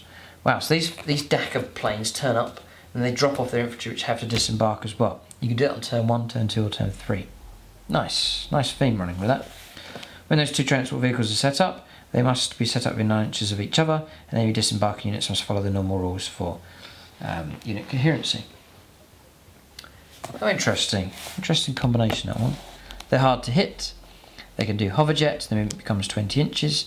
They've got aerial deployment. If your army is battle forged, then each transvector unit included in a detachment a second can be added in without taking up a slot. They explode, they're airborne, and the manoeuvrable craft. So each time this model makes a normal move, advances or falls back, first pivot it on the spot 90 degrees. then you can make your move. I love the look of the models. They're beautiful. I love the cockpit and the rounded glass at the front. Fantastic. Brilliant models. So to transport in and then just kick out tons of firepower. Yeah. Okay. The Stratoraptor next. So with this thing, stat line's going to be the same.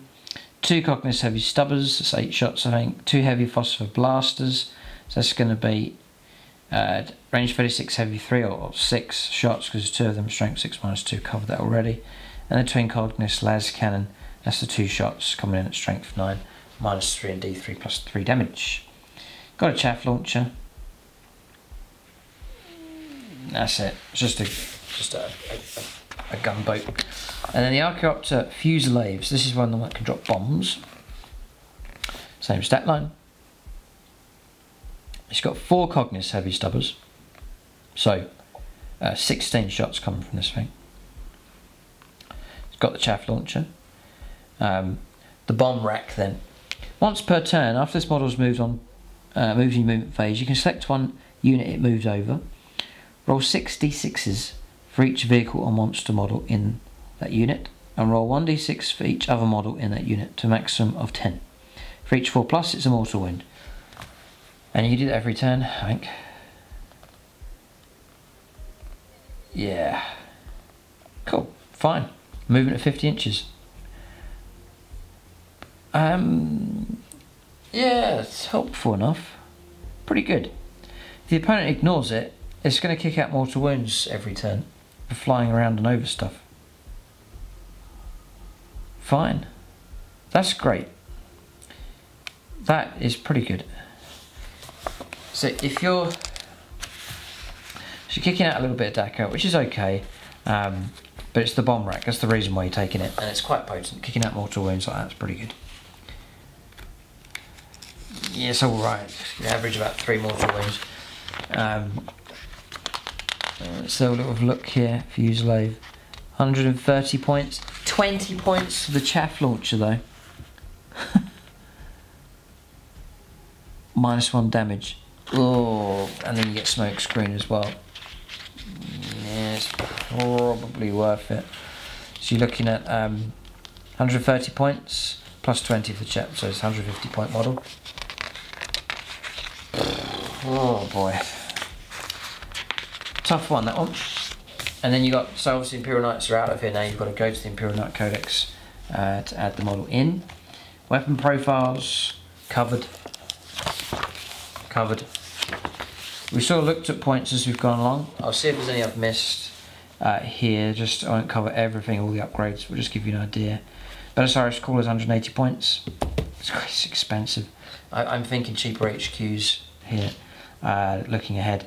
The Marshal's just 45 points, flat 45. Tech Priest Dominus is 75.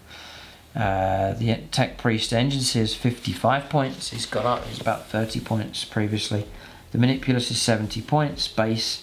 The Archaeologist is 55 points, great option to go for. You got Holy Orders. Breach is 35, Destroyers 40. Rangers are 8, Vanguard are 8. Electro Priests are 15 points each. The Data Smiths 40 points. Electro Priests, the Fulgurite ones are 15 points. Servitors are 28 points for 4 models. The Secretarian Infiltrators are straight 17. The Ruststalkers are 17. I'd take the Infiltrators, I think. Fast Attack. The Ballistari are 65 points. You have to pay 10 points for the las cannons. The Skystalkers are 17 points each. A bit cheaper though. The Sterilizers 19 points each. The Cerberus Raiders are 16 points a model. The Sulphur Hounds 20 points a model. The Dragoons are 55 points a time, but you've got to pay, listen to this, 55 points for the Dragoons and then 15 points to take the Taser Lance on top of that. Cash, don't think I'll bother with those.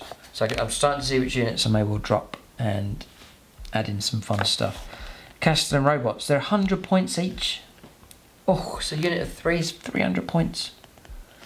Onager Dream Crawlers, 115 points. They're cheap. They are cheap still. Very cheap.